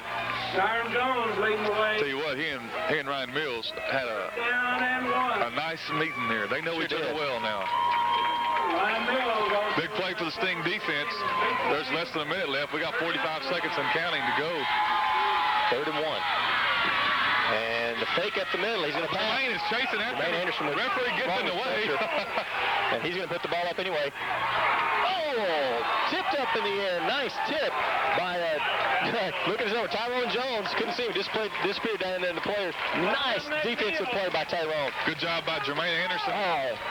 Deion Christian was in there chasing him along with Everett Rawls, too. Tell you what, Ronnie, that was very close to being another big break. That's right. I was just kind of wishing we could have got some help from the white hat in the striped shirt. We could have had him down on about the 6-yard line. I tell you, he went all the way back to looked like the 2-yard line as he was scrambling and able to get off a pass. With 33 seconds left, DeAndre Long standing back at his own 45-yard line to receive his punt. Howard will put the ball up. It's going to be a short one. Deion's can't decide what to do, and he's going to take it. Now, I'll tell you what. DeAndre, all right. Mr. Daredevil himself. He cannot stand to let a punt hit the ground. I tell you what, he wanted to catch that ball in the air, Ronnie. You could tell it from here. He did. I don't believe he knew there was a Mustang breathing down his neck either. I don't think he cared. He had his vaccine. You're right. I believe you're right. I don't think he cared. Got 26 seconds left in the half, and the Stings have the ball on their own 46-yard line. And Irvis has the play coming in and let the team know what's going on. And we'll see if the Stings will make a go or if they will be satisfied with what they got. Be nice to be able to put it in close enough to try a field goal. Irvis steps back to pass. He has no one's going long, so he's kind of waiting and looking. Irvis is still alive. He's got some room. Boy, I tell you what. Nice block by Jermaine Anderson. He's got a flag on the play. Oh, my. And I don't know what they're going to call on that because it looked nice from here. Looked like a good block to us, but I think everybody here in the press box disagrees with it, but we'll just see. We'll just see what happens. There you see Mr. Excitement, Mr. Punt return for Texas City, DeAndre Long. There was nothing wrong with that one. Again, another junior. Illegal block is what they call it. Illegal. Tough break. Irvis did a great job. He just did not have anybody open. The Mustangs did a good job on defense coverage, and Irvis did a good job of finding some running room, but looks like they're going to, well, it doesn't look like it. They are going to call the illegal block against Texas City and back it up. I'd like to see that again because I sure don't know where the illegal block came from. Yeah. Well, I tell you what. Illegal block in the back on the offense. First down. Didn't see that. Sir. Appreciate that. Didn't see that, but anyway. Wait on the whistle now. Maybe he'll keep his whistle, his microphone on. We can just hear him talk. They're going to take a knee now. Yeah. Well, a great opportunity. Let's call back. You know, the interesting thing to do, Dennis, there at the end of the half, the wind changed directions and it's blowing from west to east now, so I don't know that it would help. But there you see the clock runs down. So at halftime here at Stingaree Stadium, we've got a barn burner, folks. It's 7-7. We'll come back with the Stingaree and the band here in just a minute, but let's take a commercial break. This is your Stings Sports Network.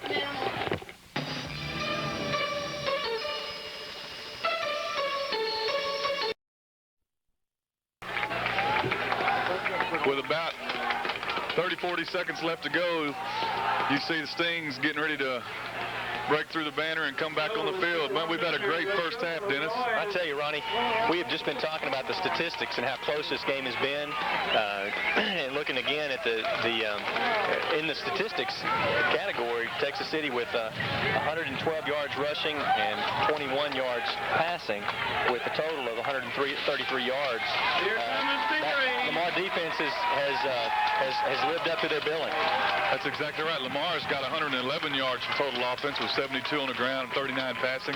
So you see only about 20 yards separating the two teams in total yardage. The Texas City defense has lived up to their billing. Exactly. Exactly. Individually, Irvis has had 13 carries for 58 yards, the longest run of 13. Adrian Daniels has got 44 yards on 10 carries, and Desmond's picked up 10 yards on 3 carries. Irvis has thrown the ball 6 times, completed a couple of them for 21 yards, had 1 interception, but one big reception was from 8 yards out to Jermaine Anderson for the touchdown. That possession for Texas City, they took over at the 36-yard line, their own 36, when Lance Dale recovered the fumble from Delma Hudson.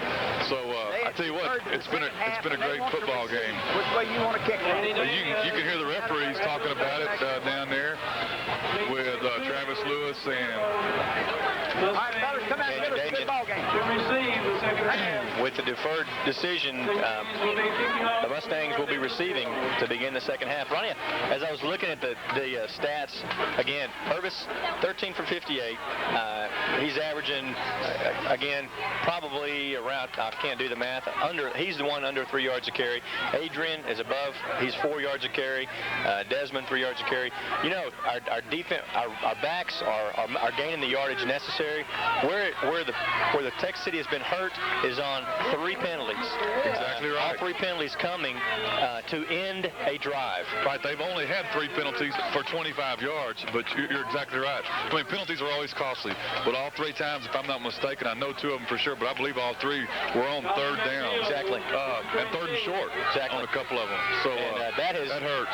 That has detained the Texas City offense from being able to capitalize. There you see the Stings getting ready to take out on field for the kickoff to start the second half. Before we get started, I want to apologize for not mentioning our sponsors the first half. As you know, without them, we couldn't put these broadcasts on. And we want to say a very special thank you to Village Seafood and Pizza, Cellular One, McDonald's, 3M Precision Tents, Scribbles, Hoffman Lumber Company, The Windshield Doctor, Texas City Travel, Wise Buy, JR's, Texas City Karate Academy, Computech, Domac, and First Methodist Church. Thank you very much, sponsors, for your support of these programs. Paul Lopez with a strong foot puts the ball through the end zone, and Cologne is not going to have to make a decision to bring that ball out this time. That's right. Lamar will take over at the 20-yard line as we get the second half underway. I tell you what, from the time Texas City scored until even right now, I don't think the buzz ever stopped in the stands. Two excellent halftime performances by both bands to keep the excitement up, and we're back on the field with action. Exactly. I know this is not any indication, well, perhaps not any indication of fully, but on the kickoff, the ball went through the end zone about 15 yards past the end zone. 7 out of the 11 Texas City special teams players went all the way to the ball. I mean, these guys hopefully come out focused for the second half and ready to take on the Mustangs for the second half. Cologne McNeil with the pitch back to Delma Hudson, and Delma tries to make a spin, doesn't complete it, but he motorboats backwards. He backs up, yeah. He backs up forward. Is that how you say he forwardly backs up? He went backwards, but he was going forward. Anyway, I think he was anticipating somebody else being there to hit him hard, and he finally ran into somebody. Well said? Yeah, well. Okay. Well said. Yeah, it was said. That's right. Second and yeah, let's get on with the ball. Moving on.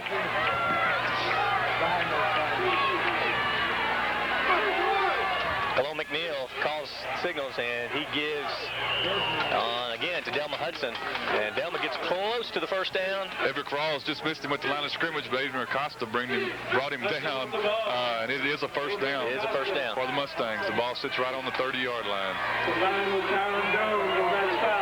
Before we get too far away, just definitely want to thank Pat McDonald on the Sting staff, the statistician, for helping us out at halftime. He's been able to pretty well take those from him every week, and he has no problem of giving up his hard work to allow us to broadcast those statistics. So thanks, Pat, for your help with statistics. Cologne McNeil with signals gives up the middle to the big fullback. That's number 44, Justin Graham. Gets the call, and he barrels for about 6, maybe 7 yards on the carry. Quick handoff. Aaron Jones, Jermaine Anderson, making the stop for another 8-yard gain. For Texas City, Tyrone Jones made the stop with a little help from Jermaine Anderson. As it's 2nd and 2, that was a gain of 8. As McNeil brings the Mustangs up to the line. Pitch goes to Hudson, and Ryan Mills slows him up. Actually, I believe it was number 44, Justin Graham, that as he was blocking Ryan Mills, slowed Hudson up. But Sherwood ended up bringing him down and making the stop. There you see the numbers on Adrian Acosta.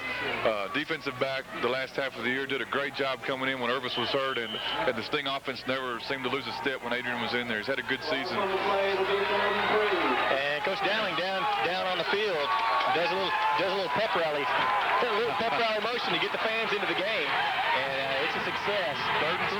Need to hold on this 3rd and 3 call as McNeil pitches back to Hudson. Has some room on the outside and gets some running room. Fortunately, Everett Rawls is out there to finish up the job after Tyrone Jones trips him up. But the first down is gained. And the first down for the Mustangs. Nice carry by Hudson. Again, some good blocking for the left side of the Mustang line. And the defense, Texas City defense, going to have to buckle up here to keep the Stings to keep the Mustangs out of the territory. Big hole for Hudson on that play. As I just say, Delma Hudson brings the ball into Sting territory with about a 6-yard carry, 7-yard carry. Brings up 2nd and 3. 2nd down and 3 after a gain of 7. Again, it's Lance Dale on the sideline, and I'm not sure exactly exactly what that situation is, but a couple of different players in the defense as McNeil calls the signals, and he gives to Hudson again up the middle, and he's met at the line by Everett Rawls. Everett Rawls in there, Deion Christian, Ryan Mills in there too. Tyrone Jones. As we show you some more of the stats and numbers on the Sting varsity football team, there you see the numbers on number 4, Kendrick Armstrong.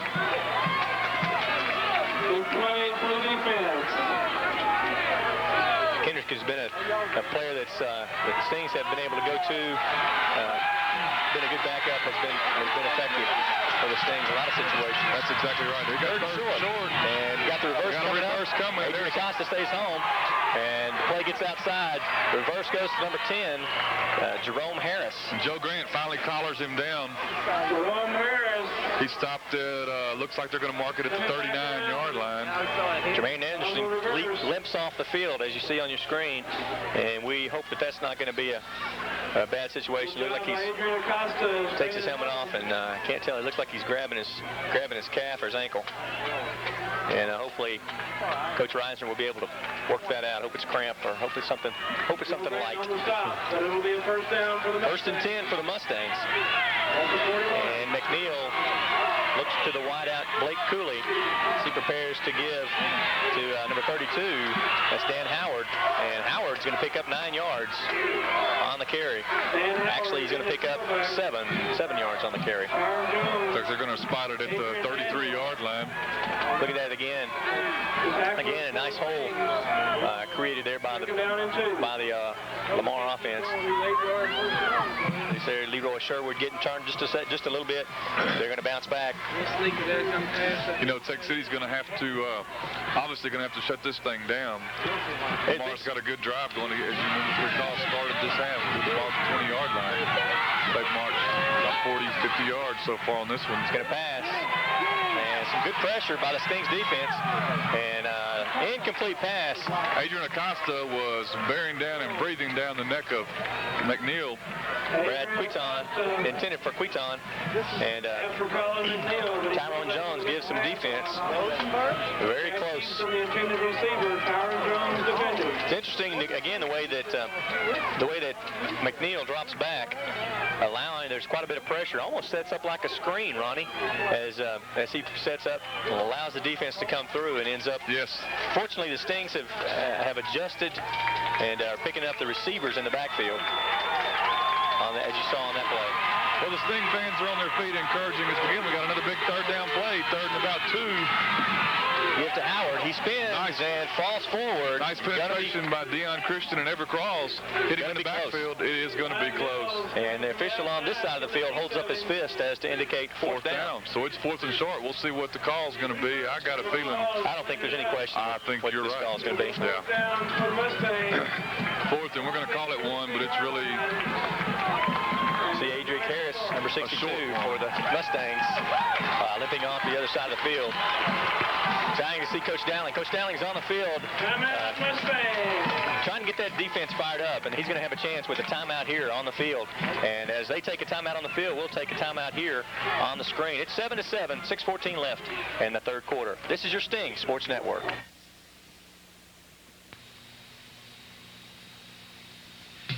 Cellular One, the one telecommunications company for your cellular service. Cellular One, a company started in Galveston County, has the largest home service area in the state of Texas.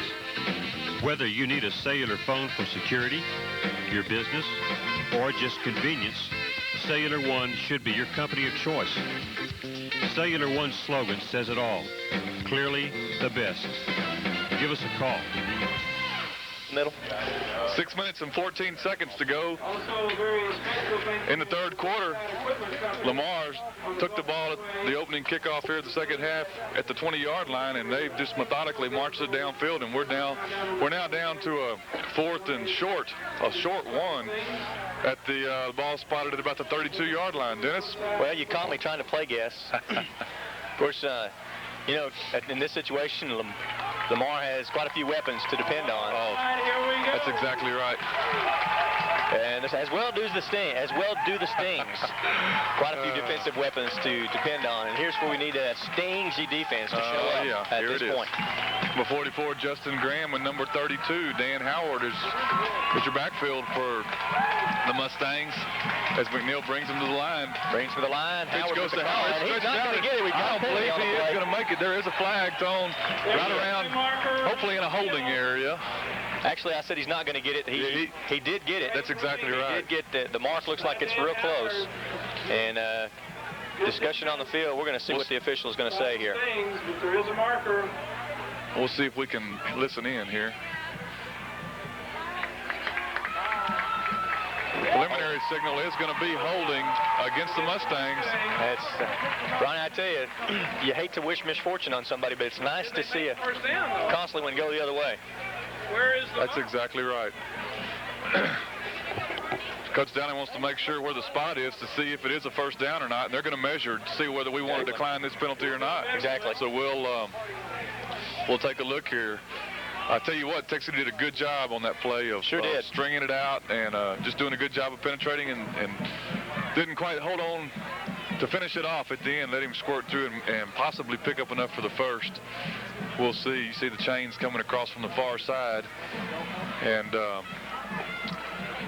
we don't have job by the cameraman there. He is short. He's short of it. He is short. So Texas City's defense has risen to the occasion. The stingy defense showed up on that play. They heard you talking. Offense, decline, first down. He's excited too. Yeah, he heard us getting excited, and he decided to be the same way. First down, Texas City. I tell you, Ronnie, that's what an awesome stand. That's exactly right. Mustangs have driven. Let's take another look at that. I think we've got a replay of that fourth down play. Here it is from ground level. Nice job. Looked like Everett Rawls, one of the first ones there. Ryan Mills in the backfield quick. And let Stings hold and take over. 49-yard drive ends at the 31-yard line. Oh, he's got it. Ball is loose. Misfortunate play. Again, call goes to Everett Rawls, and he carries the ball, makes it through the line about 7 yards down the field, and the ball gets stripped.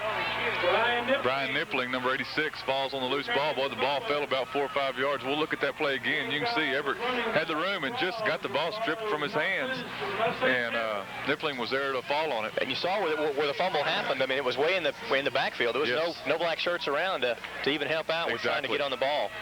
And the defense are called on again to step in and step it up. Ball sits on the 44-yard line. Lewis in at quarterback this time. He gives to Howard, pitch to Howard on around the outside. Lance Dale backing home.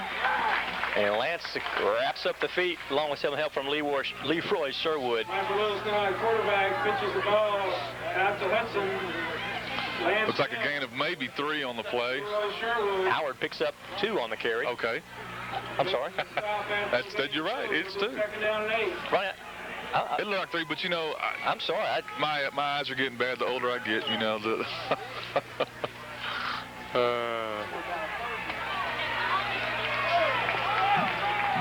Second and 8 for the Mustangs. Lewis in at quarterback gives to the quick first handoff to the fullback, and he's got enough for the first down. He's going to be very close to the first down. That's Justin Graham again. Justin Graham just sneaking behind his lineman. It's going to be third down, but it's definitely less than a yard to go. And we're right about at the same place in the field that we were just a few minutes ago when Texas City made that big fourth down stop. We're about 5 yards away. Yeah, it was on about the 49. It wasn't the 49, it was the 31-yard line, wasn't it? I think you're right. Third and short. Call goes to Howard. He's met at the line by Everett Rawls, but he is going to go in. Everett Rawls just couldn't quite grab on. 35-yard run for the spin move, and Howard goes in at the 35-yard line. Met by a pretty good lick by Everett Rawls, but no wrap up, and Howard makes an excellent spin. Sure did. Nice run. Just kept his feet moving. You know, just kept those legs churning, and Everett, again, had the hands on him, just wasn't able to get any help from anybody else, and just couldn't hold on. Urvis running off the field right now. Looks like he's kind of favoring a leg. The snap is high, and it's. I tell you what, I don't believe he got that one. The kick is off to the far side. Point after attempt is no good. So with 4 minutes and 35 seconds to go in the first half, Lamar has scored. It's 13-7 in their favor. We'll take a commercial break. This is your Stings Sports Network. Stop by Wise Buy Warehouse at 1206 Highway 3 in Lamar for the cellular phone offer of the year. You can get a free phone, free activation, and 30 minutes of free airtime, and a monthly charge of only $9.95 a month for the first 3 months. This offer will be good up to November 1st, 1996, so stop by this week and sign up. That's Wise Buy Warehouse, 1206 Highway 3 in Lamar. We're back at Stingaree Stadium. You see the crowd is kind of hushed a little bit here now as the Mustangs have taken over and scored from on a 35-yard run after the fumble. We were just talking at the break, Dennis, about every mistake that's been made tonight has turned into a score for somebody. Yeah, it sure has. Every mistake has proved to be costly. And as we came back from a commercial break, you saw him working on Mario Carpenter there on the Dr. First and Coach Reiser. And he's walking it off now. Looks like he might be okay. The ball's bounced. Nobody's get on the ball. Everett Rawls finally picks it up. Everybody in the stands was going, please pick up the ball. Kevin Boutte was watching the ball come down, and I'm not sure if they had communicated who was going to take it or not, but that ball bounced very dangerously at the 20-yard line. And fortunately, Everett Rawls picks it up and falls on it to begin the drive. We'll take over at the 25-yard line as Travis Lewis brings the team up to the line. Desmond Powell and Adrian Daniels in the backfield. Right into the middle of the lineup. In the middle of the line, picks up about 2 yards on the carry. There you see another guy that's always seems to be around the ball this year, Ryan Mills. Ryan Mills putting a lot of pressure on the kicker just now as the kick was wide to the left. Ryan's played a little bit of fullback and a whole lot of linebacker. Done a great job on defense all year long. 2nd and 8 for Texas City. Herbert makes the handoff to Daniels. And pass is intended for Ray Ramirez. Ray seemed to be cutting to the inside as the ball went to the outside. And Ray just wasn't able to get back to the ball. That'll bring up third and 8 for Texas City. Need to kind of work that ball on the other end of this field for a while. We still have a little bit of wind. I don't know that it's as strong as it was in the first half, but the flag is still breezing out pretty good. And so we've got the third quarter to take advantage of it. As Ray Ramirez wide to the right. Marco Vasquez on the left, and passes just out of the reach of Jermaine Anderson. As he made his cut, he was open, but Urvis just wasn't able to throw the ball right then. He was just that hard throw running to one side laterally and trying to throw across your body. And as he made his cut, Jermaine was open, but by the time Urvis was able to square off and throw the ball, I just couldn't quite get it there over the head of Jermaine Anderson, and that'll bring up 4th down as Paul Lopez comes in to kick. He'll be standing at his own 13, 14-yard line for this punt.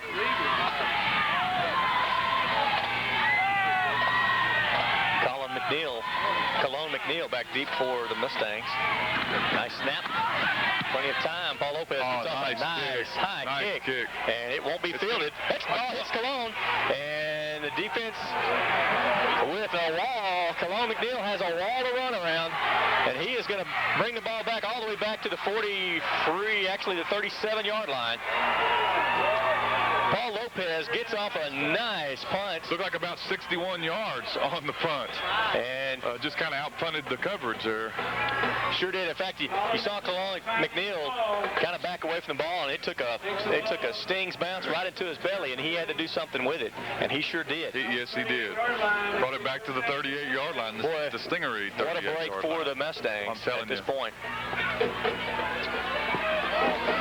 We've got about right at 3 minutes and 30 seconds to play in this third quarter. Right, you got to be thinking about that Texas City defense at this point. They've been on the field the whole second half. Pretty well the whole second half, just exactly off a few plays. As Lewis is in at quarterback, and he gives to fullback, and there is a flag on the play. We'll see what happened there. Thrown by line judge. It's going to be motion. It's a preliminary signal called against the Mustangs, so we'll back this one up. See if we can listen in and hear the call here in just a second as he talks. You see there the number 2, Everett Rawls, giving him his options. Well, that helps, Dennis. Yeah, I tell you, it sure does. Again, penalties being, here we go. Illegal procedure. Offense. First down. You have it there. Still first down. First and 15 on the illegal procedure call against the Mustangs. Again, Justin Graham with a nice carry, picking up about 6, 7 yards, and having that taken away. Michael Lewis still in the quarterback. Give is to number 32, Howard, and he makes a few moves to the right and the left and picks up about 9 yards on the carry. He picks up the penalty yardage that they just lost. Here you see a replay of that one from ground level. Got about 9 yards on that carry. It'll be second down. So it'll be second down and looks like about, 5? Interesting, you got Michael Lewis at the quarterback, and then you've got Kalon McNeil wide left. They've swapped places, huh? And it gives goes in the middle to the fullback, Justin Graham. He picks up about 3 on the carry. Daniel Damien was the first one there to slow him down, and then Everett Rawls finally brought him down. He's going to bring up with a short third down play. Looks like third and about 2 for the Mustangs. And once again, it's going to be a big third down play. Deion Christian comes lipping off the field. Number 80, Josh Hall, goes in to replace him. We'll see what's going on with, I'm sorry, that's Leroy Sherwood, number 60, that came off. 3rd and 2. Lewis gives to Howard. And Howard nice play. Tripped up by Everett Rawls. And he's going to be close, Dennis. Got a mark out. Looks like the mark is short of a first down. I believe you're right. About a foot short, looks like. We're going to have that 4th and short again. 4th and short. And it's going to be decision time for the Mustang coaches. Short of the first down markers. It'll be 4th down and 1. While the coaches are making their decision, they're bringing the play there. Sean Boyd brings the play in to the huddle. And Texas City fans slowly make their way to the feet for this 4th and short. Lewis with the signals. Gives to Graham, and he is stopped short. He did not make it. Ryan Mills was in there. Josh Hall right in to come in to replace Leroy Sherwood for that play. Just a great job by the nice defense again. Nice stand by the defense. I'll tell you what, here's a replay. Let's take a look at that again. Ryan Mills, Everett Rawls, Josh Hall. Nice play by the defense. Everett Rawls in there too. Just a great play by those 3 guys. Again, Josh Hall coming in cold off the bench, just going in to place Leroy Sherwood. Josh did a great job. Waste no time. Tell you what, looks like Leroy might have a looks like it might have a muscle cramp maybe. Yeah. Rubbing it out. Of course, that's kind of it's relieving to see when somebody comes off the field for coach to be rubbing his muscle. That's right. You know, it's not hopefully not Texas City takes over. The ball's on the 30-yard line. A quick snap, a gift to Daniels.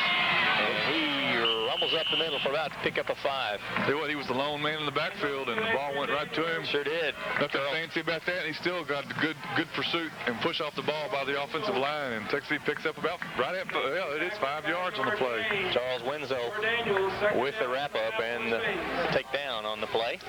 Desmond Powell comes in for Daniels now. Andy Casey and Marco Vasquez split out to the far side. Ray Ramirez is here to the near side. This time Desmond Powell's the lone man in the backfield. Herbert slips. Out, and I don't know that his foot knee ever touched the ground. Of course, I can't see it from up here. I tell you, Herbert is pretty quick about that. He was. The ball actually may have touched the ground. We'll look at it. We'll look at a replay, and you make the call. My. No, sir. Looked like I fought daylight between the ground and that knee, but again. It doesn't matter what we think, Ronnie. That's right. It's a hard fact to swallow, but it just doesn't matter. Clock's ticking down on the third quarter. 6 seconds left. This will be the last play of the quarter. Ovis takes the ball up the middle. He's got the first down and more. Get out there, baby. There you go. Good drive. Nice pickup for the last play of the first quarter. And Ronnie's going to give you that total. I see him adding that up right now. Looks like about 35 yards. 35 yards on the carry for Urbis Hill. Yeah, and the third quarter comes to an end. I tell you what, we needed that. Sure did, Ronnie. I tell you, that's a nice play to go into the fourth quarter. A little bit of momentum. The kids are going to get excited about this fourth quarter. They're turning around to the fans right now, getting their arms up in the air, and it's going to be a fight to the finish. I guarantee it. That's exactly right. You know, Urbis slipped on that play. I've noticed that there has been some tough footing, but I'll tell you what, right now, at the end of the third quarter, we're going to take a break. This is your Stings Sports Network. Is your auto glass not feeling well? Maybe it has the creeping crack disease, or maybe it's had a run-in with a highway pebble, or perhaps it's just a total fatality. The expert glass doctors from the Windshield Doctor in Lamar perform cosmetic surgery on rock chips and cracks, and if necessary, the Windshield Doctor performs complete transplants. Come to the Windshield Doctor, 1206 Highway 3 in Lamar, for all of your auto glass, hubcaps, cellular phone, and pager needs today. We're back as Urbis Hill takes the snap from Travis Lewis. The handoff goes to Adrian Daniels, and he's not going to get anywhere as we start the fourth quarter on the 35-yard run by Urbis Hill, the quarterback keeper, to end the third quarter, excuse me, and give Texas City some field advantage there inside the Mustang territory. The ball sitting at the 35. Looks like he might have lost a half a yard on the play. You hear me respond. Ishmael Vasquez from the Mustangs catches him, and then another guy looks like kind of sandwiches him. Or gets pretty stretched out on that last play. Texas City going with the lone back. Got a pass, fake. Ray Ramirez is wide open, and he bobbles the ball. It's not able to hold on to it. Ray was open. Ray is going to see that in his sleep tonight. Yes, I guarantee he will. He had three Lamar defenders closing in on him, but Urbis did a good job of putting the ball right where it needed to be. Ray just couldn't hold on. Beautifully developed play. Urbis pump fakes and for the quick and the flats, and then gives Ray a chance to get behind the receiver. And it was there. Again, Ray's going to see that one again tonight, I'm sure. You know, at least we know now that Ray's human. I mean, how many times have you seen him do that this year? None that I can recall. He sure hadn't. He's been very sure-handed. They'll shake it off. 3rd and 10 for Texas City. Ball again on the 35-yard line. Urbis is back. He's going to keep it. He's got the running room out here to the side. If he can get one good block, doesn't quite get it there. Oh, and we've got a flag here. Probably looked like a block in the back, I believe. I'll tell you what, that flag was thrown right into the back of a Lamar Mustang. And we're going to have a hold against Texas City.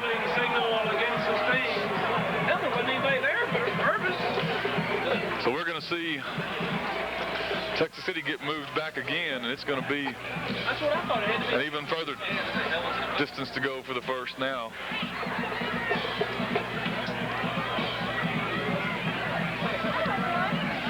It gives us a little more running room. Yeah, there you go. Sounds good to me. Don't know exactly how they're calling a hole. The call was made from way back in the Stings backfield. You're right. You're talking about. Here we go. Holding. Offense. 3rd down. Still 3rd down. Looks like it's going to be about 3rd and 15 for Texas City. Completed pass. Ball's going to be on the 39 20-yard line. We're going to turn this mic off because I think he's going to turn his off. so we'll turn it down for him. Yeah, tough call right there. Tough play. Ferguson picked up some yardage, but again, we get another chance at third down. It might be fans on their feet. Big deal. Hervis puts the ball up, and there's no one there but a wide open Colin, and he's gonna. It's gonna be. It's gonna be a touchback. Yep. Joe Grant was there. Interception. Turn that referee's whistle down. I thought I had it down. Colin McNeil with the interception. Oh, he's down. Again, Hervis threw that ball on out for Marco Vasquez. Double covered. You know, and Joe Grant had cut across the middle of the field and was just flat wide open. But Hervis just didn't see him. That's one of those things. So Lamar's going to take over at the 20-yard line. And once again, we'll call on that Sting defense to do their job. Out there. I'll tell you what, you were talking about a little bit ago about the field condition.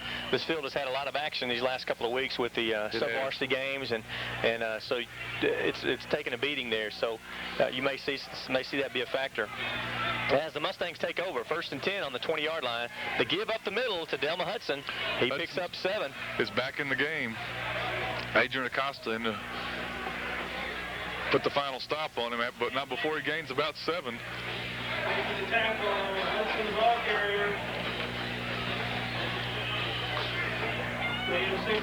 The 2nd and 4 for Texas City, or for Lamar. 10 minutes and 15 seconds left in the game. And Lamar with control of the ball in their own territory on about the 26-yard line. The call goes again to Hudson, and he's hit at the line. Got to have some Jermaine Anderson. Jermaine Anderson is right there. Yeah, it looks like he got away from somebody, but Jermaine was right there to take a hold and not let go. They're going to spot the ball right about where it was, so we'll call it no gain and be 3rd down. Actually, I'd rather say he lost about a foot. Works for me. Okay. A loss on the play. As Jermaine stops him about a yard behind the line.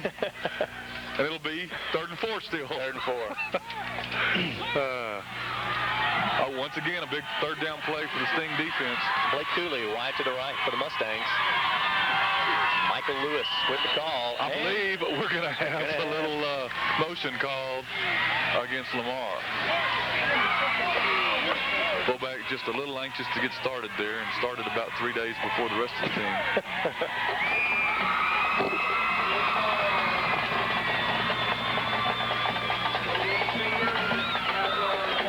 Going to be 3rd and 9 for the Mustangs. Have a dead ball. Illegal procedure. Offense. 3rd down. That puts it back, like Dennis said, at 3rd and about 9. Oh, he forgot to turn the mic off again. Let me turn it There he goes. Now he got it turned off. Michael Lewis brings his team to the line. 3rd and 9. Jerome Harris wide to the right for the Mustangs. And the give, actually not the give. Lewis Keats. That's that option play that we heard so much about that the quarterback tends to keep most of the time. So Texas City just keyed on him, and John Thomas with the stop. Nice job by John, and again another nice round of applause for that Sting defense. Yeah, that Sting defense has been. Tell you what, right there, that's their area of the field, right there in that little 20-yard stretch right there. They've been doing a nice job of holding. DeAndre Long standing back at his own 40-yard line to receive his punt. Dan Howard with the punt. And nice end over end, and DeAndre's going to have a chance to field one with a little bit of room. Makes a move, and he's got some room. Come on, Dion, attaboy. Attaboy. He looked like he was out of bounds. He got hit, but no play. But DeAndre does a good job. Sure does. Got a penalty on the play. I didn't see it. It's back here too. Probably on the return. I hate to think of what it could be to nullify, but we'll just see. We'll let them talk about it. And the preliminary signal is going to be an illegal block against the Stings. That hurts. I tell you what, DeAndre, really for the first time in a couple of games, gets a chance to put one in play. It's a 39-yard punt. Excuse me, Dennis. 39-yard punt and about a 21, 23-yard return. Illegal block in the back on the run back. First down. Well, I don't think the somebody didn't agree with that, but they calls them like they sees them. Yes, they do. That's about where the punt was fielded, about the 35-yard line. Exactly. Seemed like I remember. That's right. And Stings will take over with a 1st and 10. And here we go. Otis Hill calling signals. Gives to Adrian Daniels. Adrian finds some room a little bit over the left side of the line. Picks and up 4, up 5. maybe 5. 4 or 5 yards.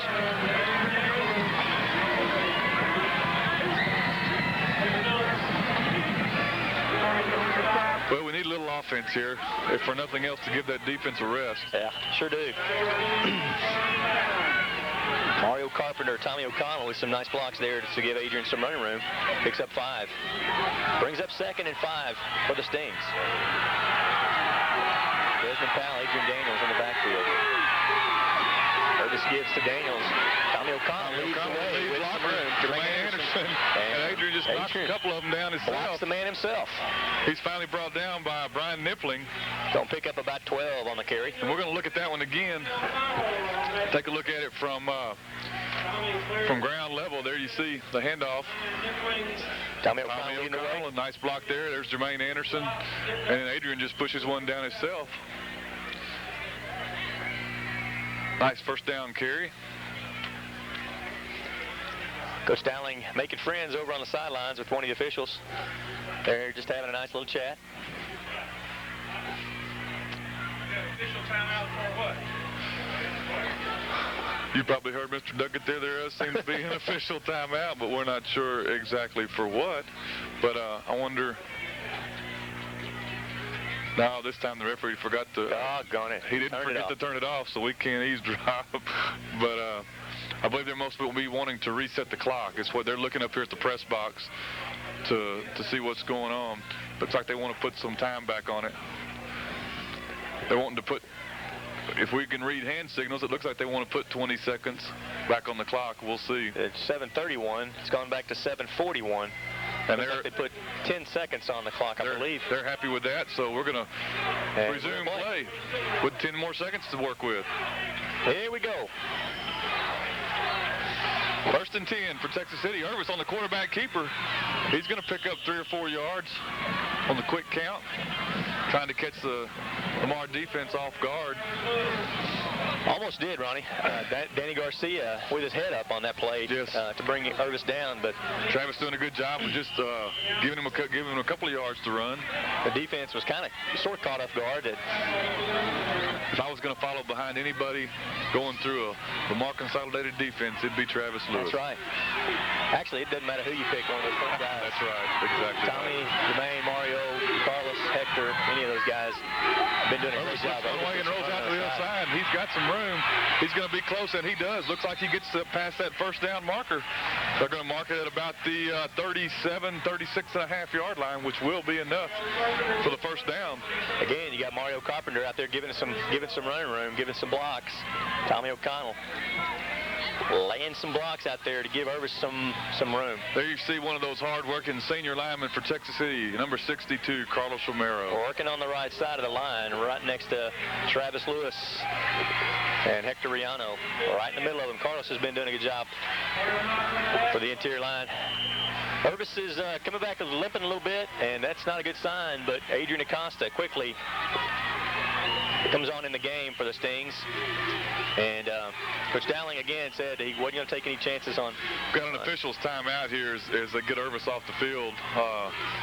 Going to make sure he has plenty of time to get off.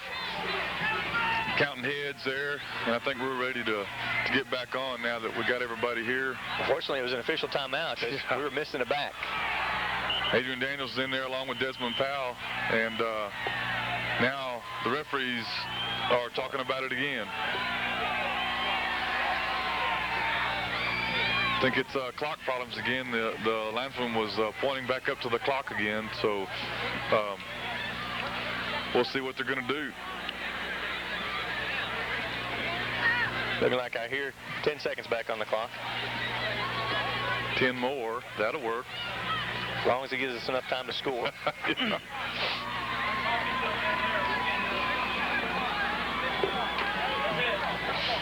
That was what it was. 10 more seconds. Went from 6:41 to 6:51. And with that much left in the game, score 7-13. The Stings are trailing at this point. But on the move. Yes, sir. 1st and 10 from the 36, 37-yard line as Adrian Acosta brings the team up to the line.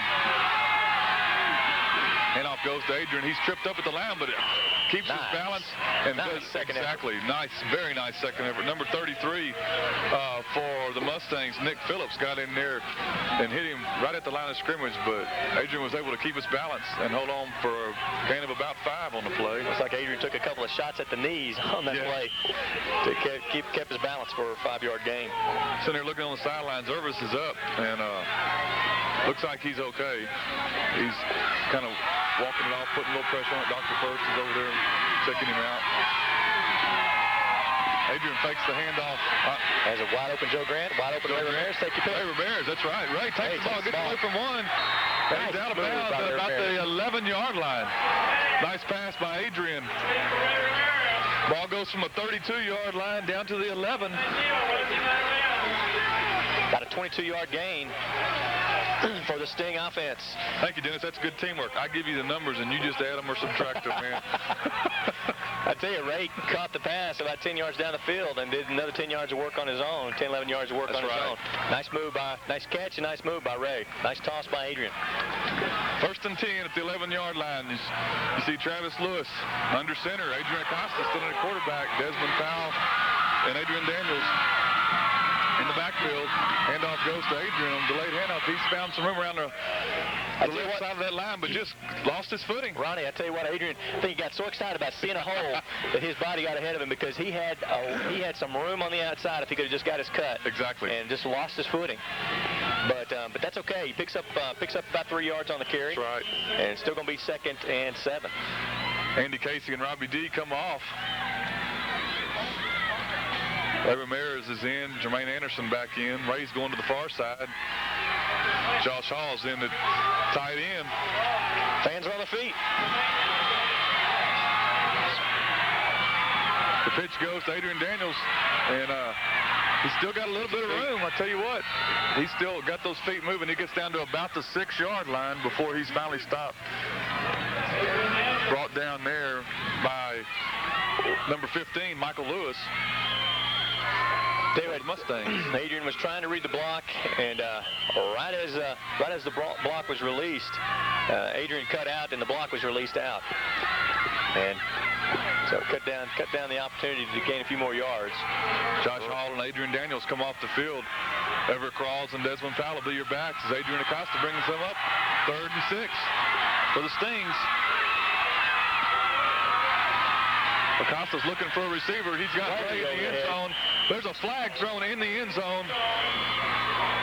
Right at the feet of Joe Grant. He was being defended very closely by a Mustang. The pass was overthrown, but the way the Stings are reacting, it looks like a chance. Exactly. It looks like we might have a call, possibly holding in the end zone. We'll see if we can't pick up the referee's signal here, or referee's call. We'll look for a preliminary signal, and that's what it's going to be. It's holding against the Stings. The Stings. The Stings and the Stings. I mean, listen to you. Hey, Ronnie, that was, don't know exactly where the official was looking. The flag was again thrown, like you say, at the Joe Grant's feet. Exactly, right on the goal line, maybe a yard deep into the end zone. Not anywhere close to where the ball was going. But it will be a 1st down, if I'm not mistaken, for Texas City. We're getting the call from Coach Duckett here, and he's saying he believes it is. But that's not. See if we can pick up with the referees. There you go. The markers fall, and the 1 comes up on the down. All right. Texas City with 1st and goal. New life. From the 3-yard line. Tell you what, we needed a break, and we got it. The referees are huddled, as are the Stings. Stings come out, but the referees are still talking about it. I see one fan not on her feet, and it's Coach Dowling's wife, and she's got her head down in her face, in her hands. She can't watch. Hey, me. Michelle, that was Dennis that said that. Referees are still talking. I don't know if they're just trying to decide what down it is or not. But, again, that was a holding call. We're going to listen to the referee's call. Holding. Defense. Half the distance. 1st down. It is a a first down for Texas City. They'll get half a distance to the goal. Ball will sit at the 3-yard line, and Texas City's got a chance. Oh, my goodness. Here we go. Travis Lewis under center. Adrian Acosta still in there. The quarterback, Desmond Powell, Adrian Daniels are in the backfield along with Everett Cross. Adrian Daniels gets a call. He's going to pick up about 3 yards. Hey, boy, I tell you what, must have been 2 3/4, Dennis, because they're not calling. I don't see a touchdown being signaled, so inside the 1. They're still trying to look where they're going to spot it. That's right. Big old pile up right there. There's a bunch of folks down there. Desmond Powell's right in there getting off the bottom of that pile with them. Adrian Daniels is coming off. Ryan Mills has come in. Looks like he's going to be in the backfield for Texas City now. Got a timeout. An injury timeout. Yes, it is an official timeout for Charles Wenzel. Wenzel, a Mustang, is number 74. He's limping off the field. Looks like he's going to be okay. Being helped off the field there. Actually going off under his own power. And we're back to action. Here we go, folks. Second down. Less than a yard. Adrian Acosta in for the injured Irvis Hill. And Adrian takes it in himself. I see no signal. It looks good from here. No. Of course, I'm only 60 yards away. He's not in. They're going to spot it close again. It'll be third down for Texas City. Still inside the 1. Now the referees are saying start the clock back up. So we're under 3 minutes and 45 seconds to go in the game. Big play here for the Stings. I would say this is probably 2-down territory. I tell you what, we don't have a close-up shot on that marker. It's close. That ball, but it is close. I think if Travis Lewis would just sit on the ball, it'd be in the end zone. Exactly. Just squash it a little bit. And off goes to Adrian Daniels. Touchdown, Texas City. Texas City takes the tie. At this point, we're going to wait for the PAT. Adrian Daniels goes airborne from the 1-yard line, and we're going to look at that one again just for fun. The camera woman is right on the target. Right. Always on the spot. There you see Adrian's head going in. All right. A nice drive by Texas. I tell you what can you say about Adrian Acosta coming in cold off the bench for an injured Irvis Hill? Irvis is right there rooting everybody on, too. Well, Ronnie, that's got to give you confidence. I'll tell you what. Oh, man. Adrian Acosta to hold Jody Kleinhands for, it's a pretty important extra point. Thank you, Ronnie. Tommy O'Connell center. We've got a little movement. We'll see who they're going to call this on. A little discussion here, and it's going to be. It looks. The Stings are talking like it's going to be against. It is. It's going to be called against the Mustangs. So offsides will be declined. So we'll just do it again. Again, Adrian Acosta to hold. Tommy O'Connell snapping. Jody Kleinhands to attempt the extra point. Snap's good. Ball's up. Good. The ball is and we got the lead, folks. The Stings take the lead with 3 minutes and 24 seconds left to go in this ball game, folks. It's 14-13. The Stings are on top. Let's take a commercial break. This is your Stings Sports Network. Village Pizza and Seafood. You're going to love what you eat. Village Pizza and Seafood, specializing in good food fast. Come in and try one of our pasta dishes or one of our fresh, delicious salads. We also have great pizzas, and our shrimp and chicken dinners will make you forget all about those burger places. Open 7 days a week, now at 6 convenient locations. Our food and our service just can't be beat. You're going to love what you eat. At Village Pizza and Seafood, you're going to love what you eat. Jody Kleinhands. There you see Jody as he just kicked an extra point to put the Stings on top with just under 3.5 minutes to go in this ball game. Texas City's up 14-13. Picture that young man with 2 very important PATs tonight. I'm telling you, there you see some happy Sting fans on their feet. I tell you what, we've got new life here, folks. And As Dennis said at the break, though, man, this is exciting. The crowd's pumped, but there's a lot of time left in this ball game. There sure is, Ronnie. I tell you what, again, a sigh of relief for the Texas City fans. Not just relief, but jubilation. But 3 minutes is a lot of time when you look at the powerful, actually both teams, the explosive offenses, just grinding offenses of both teams. Dennis, that was a 65-yard touchdown drive for Texas City. And again, what can you say about Adrian Acosta coming in off the bench? Irvis is okay. We've been watching him down there. He's on the sidelines. He might be favoring that ankle just a little bit, but he's got the headphones on talking to the coaches. But, man, a great job by Adrian to come in and just take over, and Texas City didn't lose a step. We're set to kick off. Paul Lopez to do the chores for Texas City. Colon McNeil back deep, and Paul with his little pooch kick. And no fair catch called for by number 74. Marco Vasquez is there to Charles Wenzel. Take Wenzel down. He took a hit. You know, Ronnie, again, about the touchdown drive, not to take a thing away from Texas City offense, but a costly penalty in the end zone on the Mustangs. Exactly right.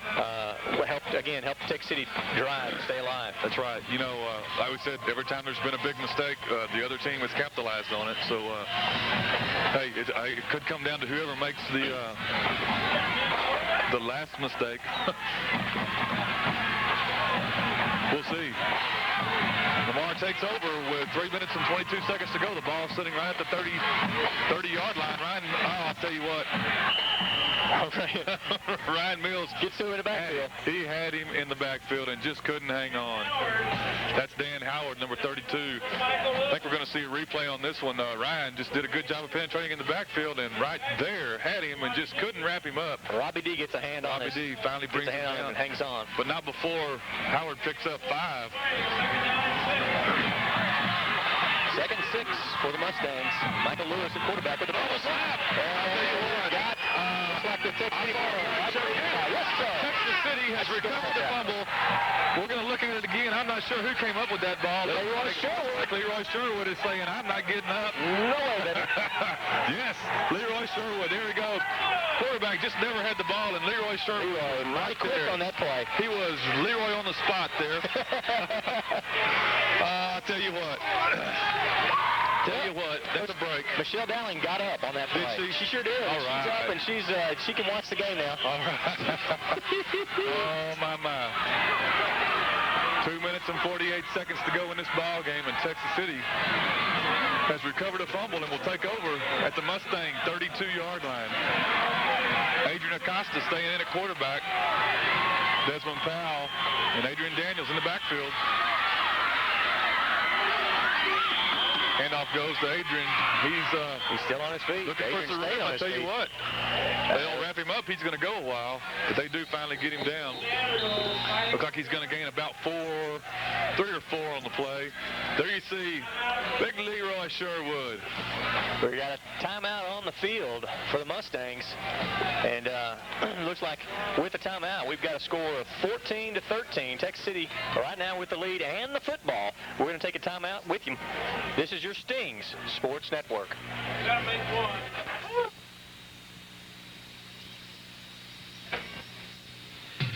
Cellular One, the one telecommunications company for your cellular service. Cellular One, a company started in Galveston County, has the largest home service area in the state of Texas. Whether you need a cellular phone for security, your business, or just convenience, Cellular One should be your company of choice. Cellular One's slogan says it all. Clearly the best. Give us a call. We're back at a happy Stingarees Stadium right now as you see the fans dancing and moving. And they're not doing that just to keep warm, folks. They're doing it because the Stings have taken a lead with 2.5 minutes to go in the ball game. 2 minutes and 40 seconds to be exact. 2nd and 8 as Adrian Acosta brings the offense up to the line. Desmond Powell is the lone man in the backfield. Adrian's going to keep it, and he's not going to get much of anything. He might have gotten back to the line of scrimmage, but I'm not sure that he even got that far. Nick Phillips on the stop. Sees a chance to wrap up. There's another timeout on the field. I'm sure Lamar Consolidated is calling a timeout. So once again, we're going to take a timeout with them with 2 minutes and 30 seconds left to go in the game. Texas City 14, Lamar Consolidated 13. This is your Stings Sports Network.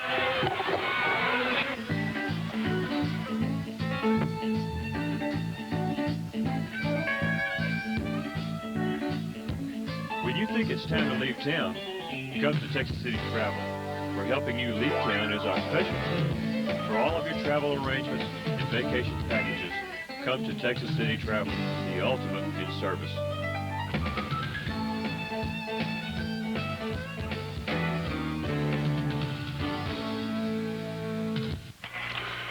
We're back again at Stingaree Stadium. Lamar has called 2 timeouts in a row, obviously, to stop that clock and give themselves some time. Obviously, their plan is to hold Texas City on this 3rd down, on this 3rd and 8 play.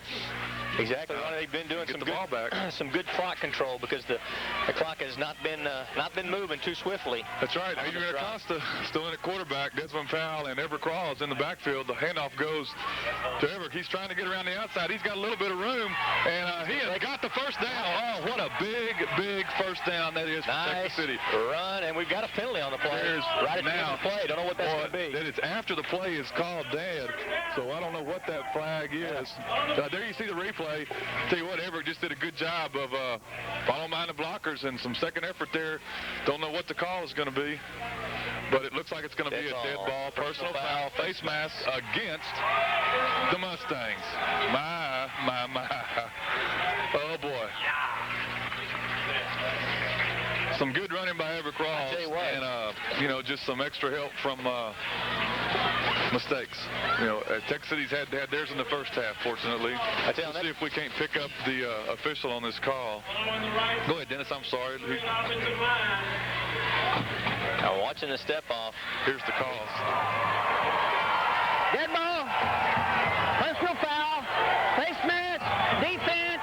First down. First down. Texas City, the ball sitting inside the 10. It'll be 1st and goal at the, we'll call it the 8-yard line, since we're in Texas City. If we were anywhere else, it'd be the 9, I guess. But goal, 1st and goal. Again, like Ronnie said, with a little over 8 yards to go. Ray Ramirez is split out to the far side. Josh Hall, the tight end on this side. Jermaine Anderson on the other side at tight end. Adrian Acosta still at quarterback. Handoff goes to Everett Crawls. He's got a hold. And he's going to go in for a touchdown. Oh, that's 6 points. He carries Michael Lewis in from about the 3.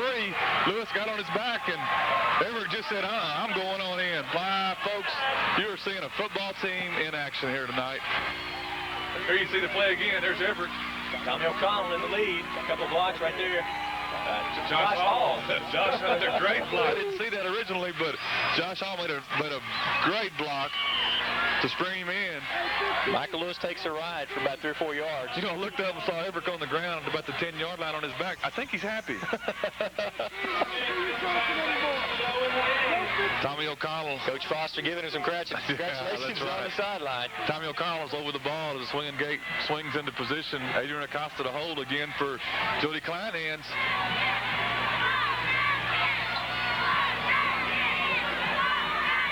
Snaps good, kicks up, looks good from here, and the officials agree. So we've got a 21-13 ball game, folks, with 1:55 to go in this ball game. Texas City pads that lead. This is your Stings Sports Network. Precision Tent and Truck Accessories at number 24 Highway 146 North is locally owned and operated. Stop by and see Paul Manley and his friendly crew for window tinting, truck grills, bed rails, bed liners, running boards and bumpers. Lower your insurance cost with the installation of an anti-theft alarm. Precision Tent also offers complete turnkey installation with any purchase. Get the right look. Stop by Precision Tent and Truck Accessories today. There you see Everett Crawls, who just took the ball in for the touchdown to give Texas City a 21-13 lead. Again, Everett, another one of the juniors on this team. This was a 32-yard drive for Texas City. Following a costly fumble by I believe Cologne McNeil was in the Michael Lewis in the game at that point. That's right. And Leroy Sherwood. Hard time with the snap. Leroy Sherwood coming up with a early Christmas, and Tech City taking over to punch that ball on in from 32 yards out. Once again, a minute 55. There's still a lot of time. I'll tell you what, that drive did not shave many minutes off the clock. No, it didn't. There's still plenty of time, but the Stings with an 8-point lead at this point. Paul Lopez with another pooch kick. Pooch. And again, no fair catch call. I'll tell you what, Marco Vasquez, there's a flag on the play, but I never saw anybody call for a fair catch. No fair catch call. I didn't see it, so I don't know what the call is going to be. Looks like the officials say he's got to have That's room exactly what he looks like, and I believe that's what he's going to call. Do not understand it. Did not see that at all. Unless he's saying he didn't give him, he did when there's he did not call it fair catch. That's right. Yeah. And you hear the fans and everybody else giving their opinion, but that's what they're going to call against the Stings. No fair catch was called for. Is that exactly what we're talking about? I never saw anything. No, his hand never went in the air. So don't understand. Rusty's Coach Dowling's talking to the officials, but obviously to no avail.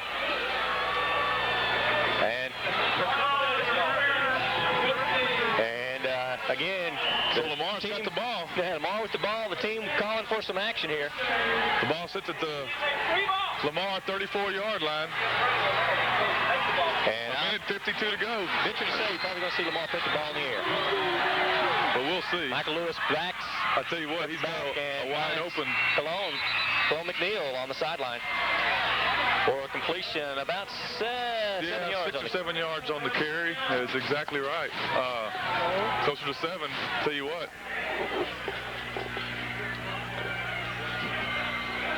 He was open in the backfield. I know, like you say, they're gonna probably want to be putting the ball in the air a little bit, but boy, you got to watch that run too. Can the Sting defense rise one more time to the occasion? A minute 46. We'll see. Michael Lewis back to pass. The ball is thrown to the ground. I mean, it was, go ahead, Dennis, intended for Jerome Harris. But the ball never really got to him. It was hit the ground 2 or 3 yards in front of him. Marco Vasquez was right on his back in defense. So it'll be third, and still scoreboard's calling it 2. I'm going to call it 3. That's what I'd call it. Why not? Big third down play for the Sting defense here. Mustangs have got 2 wideouts to the near side. Got lots of pressure on the quarterback. And nice. Ryan Mills is right there. Number 44, I believe, Justin Graham caught the ball, but Ryan Mills smelled it. Word go. Puts a hit right into the midsection of Justin Graham. That's a loss of a couple of yards on that play. It's going to be 4th down and about 6, I believe. Justin Graham with his hands on his hips, and he is feeling that hit all over right now. Well, it's obviously 4th down, and they're going to go for it with a minute 12 and counting left to go. 4th and 6. Sting defense. Oh, it's a pass completed for a 1st down, and Adrian, I'm sorry, that's, who is it? Adrian Daniels, yes. Finally, by the shirt tail, throws him out of bounds. Joe Grant, actually. I'm sorry. It was hard to read the number. I'm sorry, that is Joe Grant. But marking the ball at about the 37-yard line. It'll be a 1st down with 59 seconds to go.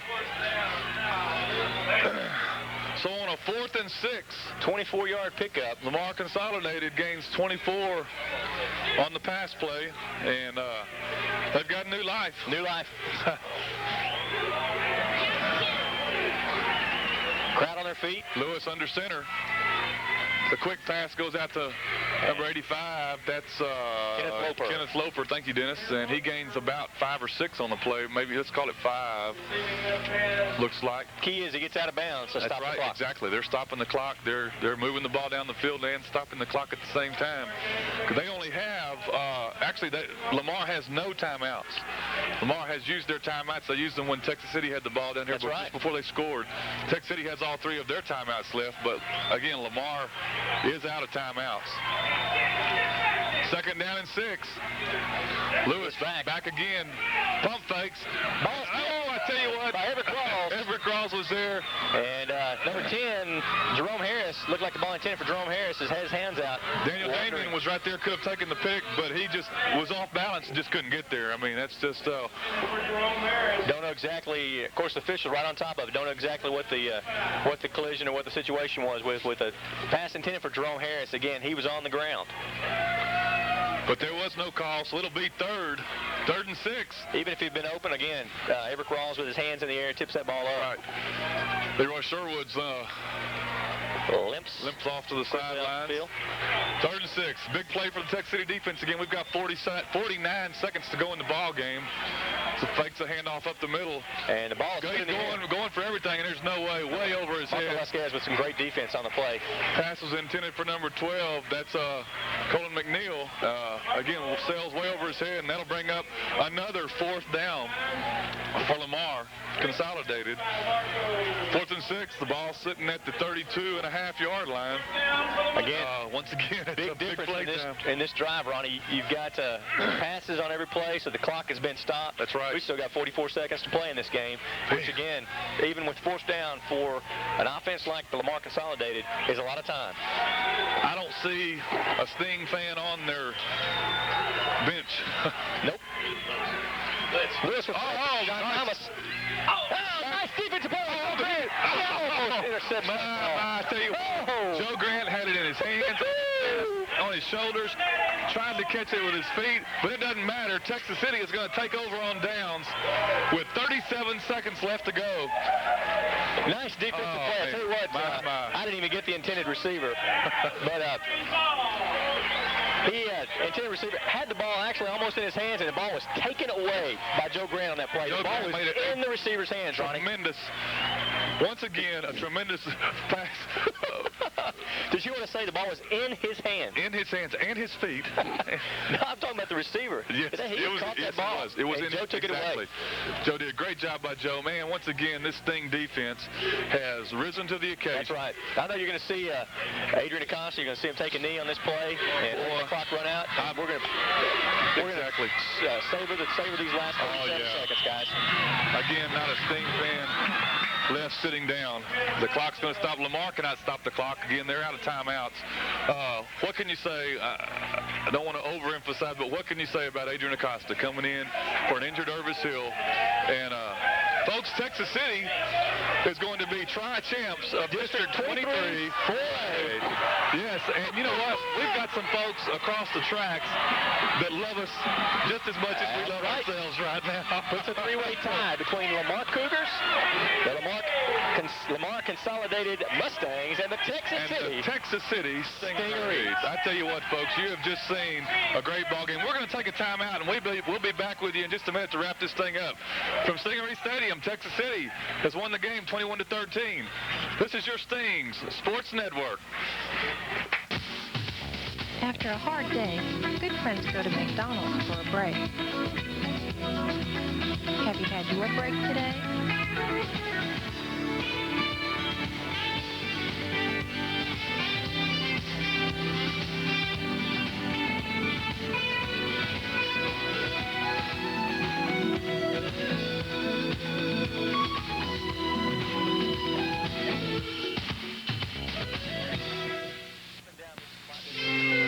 Scribbles Advertising is the place to come for all of your personal and business advertising. Stop in and talk to the experts, Steve and Kim Barassa, and let them put your logo on any type of advertising media. Scribbles Advertising uses only the highest quality shirts and hats for its embroidery and transfer work. Remember, Scribbles Advertising, locally owned and operated and ready to serve you today.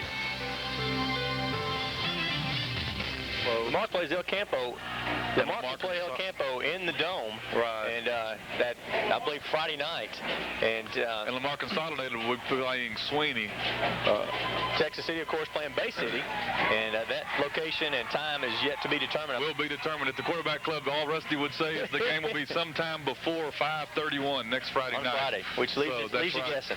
Yeah, so I'm sure we'll have a great group of fans there. Again, folks, you have seen a tremendous football team play two tremendous football teams play a great game tonight, and we're gonna just saw the scoreboard go out, Ronnie. I think that's one I'd leave up there for a while. Yeah, just go ahead. The and lights are already out. Just savor the moment. But there's not a lot of Sting fans leaving right now. No, there's not, Ronnie. Everybody's enjoying this, and man, just a hard-fought game. You know, this I didn't see. We'll have to check on Irvis Hill and just see how he did. But again, folks, we're gonna leave it with you. Thank you for joining us here from Stingaree Stadium, and we'll see you next week. See you next for week. the first game of the 4A Big School Division I state playoffs. This has been your Sting Sports Network. Cellular One, the one telecommunications company for your cellular service. Cellular One, a company started in Galveston County, has the largest home service area in the state of Texas. Whether you need a cellular phone for security, your business, or just convenience, Cellular One should be your company of choice. Cellular One's slogan says it all. Clearly the best. Give us a call. Here tonight, I saw the Texas City Stings just whip up on the Lamar Mustang, excuse me. You missed a great game. Coach! Yes? What do you want to know? Well, Lamar was in the top 10 this week because they beat Lamar. And, of course, we were favored by 4. Do you think we're going to get in the top 10 this time? Well, you know, the thing about it is I got the Harris poll and I looked at it. But what was so puzzling about the Harris poll is Lamar was ranked above us and their power points were above us, but they had Texas City picked by 4, which I come to find out was a typo. We were underdogs, and, you know, the thing about it is you know, our kids, historically speaking, have always played well as underdogs. And, you know, they sometimes we'll go into a game just assuming we're automatically the underdog, and the kids play good. But, you know, the thing about it is I think, you know, Lamar is an excellent football team. I told the coaches at halftime, I said, whoever wins or loses this ball game is going to be a lot better at 10 o'clock than they were at 7:30 because the team was good. They're a good football team. They're going to go a long way in the playoffs. They're a very good football team. And we got better and they got better. And it was one of those ball games that came down to who was going to make the critical mistake at what time.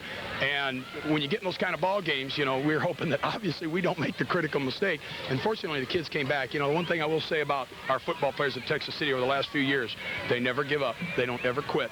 And as a coach, I went in at halftime and told them I was very proud of their efforts, and there's really not a thing we had to change in the second half. Just go out and play.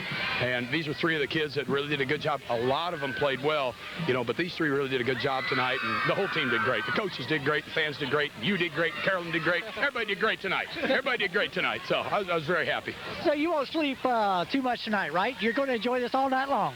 Kenny, I never sleep much at it anyway, so I'm in my normal routine here, but I may get a few hours sleep tonight, yeah, I may. Robbie D! Well, what do you think about these guys? You guys played them tough, and they played a tough game. You know, they were a good team, but I feel like if we come out and execute, have a good week of practice, we'll beat anybody in the state. That's just the way I feel. That's how we feel in the team. We have unity. And I have one thing to say for Coach Finn. I guess we'll get the information on that later. They communicate on the same level. I understand. Irvis, you scared us there for a while. Are you all right now? Yeah, when I was running on the sidelines, I pulled my hamstring a little bit, but I think I'll be ready to come back. Isn't it great to have a partner and come in and help you? Yep, somebody as good as Adrian back up, because I'm glad I got Adrian number 10, because last year we was kind of hurting, but this year we got a good quarterback to back us up. Yeah. So I'm really proud of Adrian. Good job. Great. We're proud of Irvis, and we're proud of Irvis, too. Irvis played very well. Irvis played very well. Of course, you had to bring out one of the big guys. Mario Carpenter, how'd you like this game, man? You handled them well. Oh, yeah, it was a good game. I mean, there were 6 ranked defense in the area, so, I mean, it was really good. They were really tough, but pushed them around. Do you feel like they were the toughest group you've come across so far? Yeah, so far, yeah. I've been waiting for a tough group to come along, and this has been the key, the highlight, or whatever you call it, to the tough groups. This is it right here. Do you know where you're playing next week? Oh, the Dome. That's exactly right. It's time. We are Team of the Week in Texas City. We are, and that's what we care about. All we care about is Texas City. That's right. Excellent game. All right, guys. We'll see y'all in the Dome. You know, the other thing, too, let me close in saying this. This is the first group of kids that we've had, and seniors, and he's only a junior. He's a senior. This is the first group with the best record that we've had in the regular season since we've taken over the program. Finished 8-2. That's the best we've ever done. So this group got to create its own niche, if you will, by being 8-2. So I'm very proud of them for that. District champs, guys. Yep. See you next week in the Dome. That's right. All right, from Instant Replay, we'll see you next week. This is the Sting Sports Network.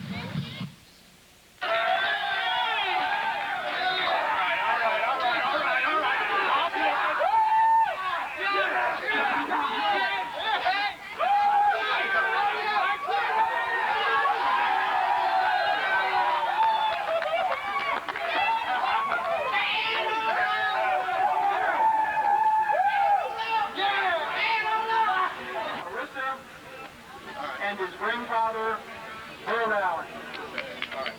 Let's go.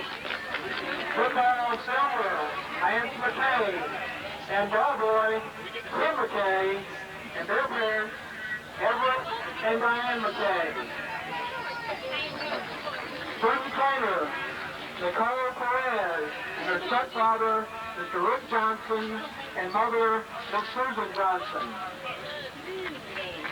Please hold your applause to the end. Spring trainer Terry Hadley and her mother, Terry Hadley.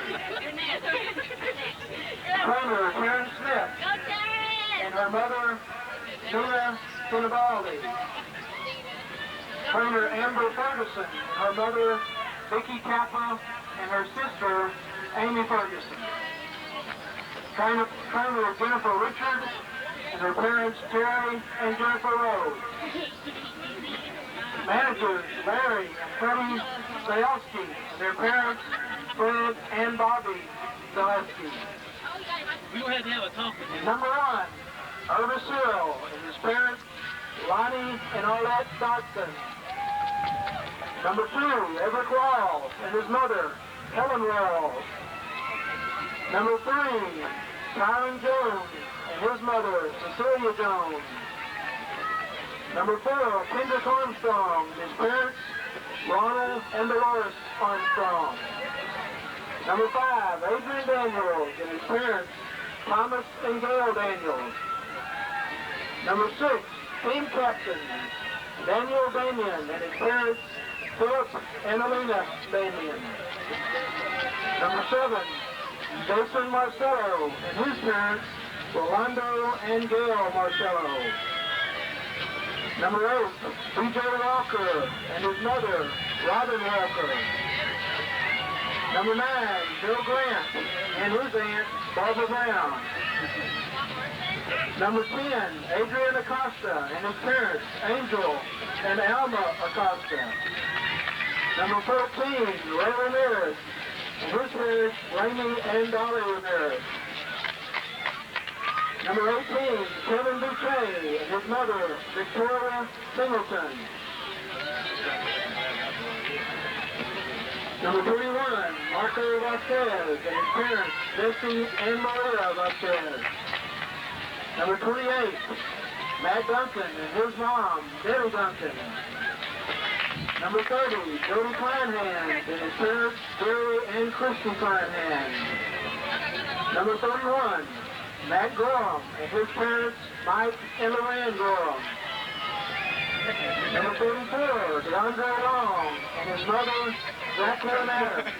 His brother, Jamie Long, and his sister, Joanne Long. Number 35, Ryan Mills and his parents, Kenny and Vicki Mills. Number 39, Leon Christian and his father, Wallace Christian. Number 42, team captain, Desmond Powell, his parents, Mike and Diane Powell. Number 43, Andy Casey and his mother, Beth Casey. Number 48, Adam Dixon and his parents, Ansel and Gina Floss. Number 52, Frank Louis, parents, Lee and Julie Gunderman. Number 54, Ryan Burnett and his parents, John and Tanya Burnett. Number 56, Lance Dale and his parents, Glenn and Robin Rossman. Number 60, Leroy Sherwood and his parents, Leroy and Joanne Sherwood. Number 62, Carlos Romero and his parents, Jesus and Josephine Romero. Number 63, Eric Whitener, and his parents, Roger and Carrie Whitener. Number 66, Peter Nguyen, and his mother, Ron Nguyen. Number 68, Kyle Ferry, and his parents, Bob and Sandy Ferry. Number 69, Tommy O'Connell, and his mother, Donna O'Connell, his grandfather, Benny Gonzalez, and his brother, Jordan. Number 72, John Thomas, and his parents, Nelson and Ginger Thomas. Number 74, Hector Riano, and his dad, Javier Riano. Number 75, team captain, Travis Lewis, and his parents, John and Pam Lewis. Number 76, Mario Carpenter, and his parents, Marty and Gloria Carpenter. Number 79, Chris Jensen, and his parents, Christopher Jensen and Debbie Richardson. Number 80, Josh Hall, and his mother, Kim Hall. Number 81, Junior Solis, and his parents, Johnny and Becky Solis, and his brother, Tony. Number 83, Paul Lopez, and his parents, Mike and Rhonda Lopez. Number 85, Quincy Williams, and his parents, Norris and Gwendolyn Williams. Number 88, Robbie Dean, and his parents, David and Stephanie Sebastier. Number 89, Jermaine Anderson, and his parents, Mark and Paula Gibson. Number 99, Brian Absnyder, and his parents, David and Patty Absnyder. Now let's give all these 1996 varsity football players and their parents a big hand. It's a little bit about what we're going to say in a little while. Paul and Cindy Collins. All American, Jennifer Denard, and her parents, Melvin and Susan Denard. Kyle Duckett, and his mother, Micah Duckett. Rebecca Anderson, and her parents, Steve and Sandra Anderson. All-American, Eric Irvin, his parents, Wayne and Debbie Irvin. Christian Forsetti, and her parents, Joe and Pam Forsetti. Lynn Garza, her parents, Rich and Lynn Garza. All-American, Patrick Hagan, and his parents, Larry and Marilyn Hagan. All-American, Justin Jones, and his parents, Jimmy and Tanya Jones. Donnie McCorkle, and his mom, Cindy Collins. All-American, Keith Morris, his parents, Steve and Connie Morris.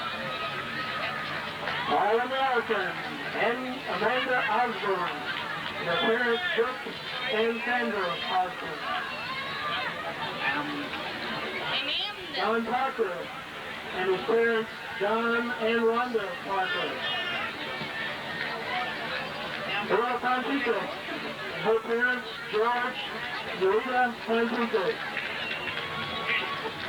Courtney Ray, and her parents, Sarah and Jamie Ray.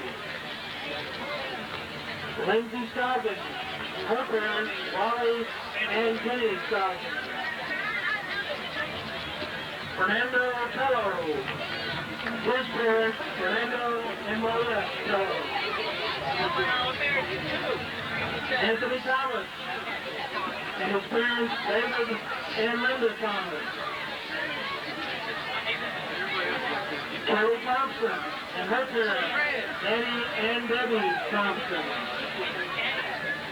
All-American Judy Werwig, and her parents, Billy and Tanya Werwig. Let's give the varsity cheerleaders a great big hand, and their parents.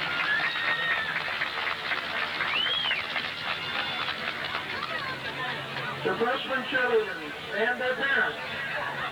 Crystal Corley and her parents, Ronnie and Teresa Corley.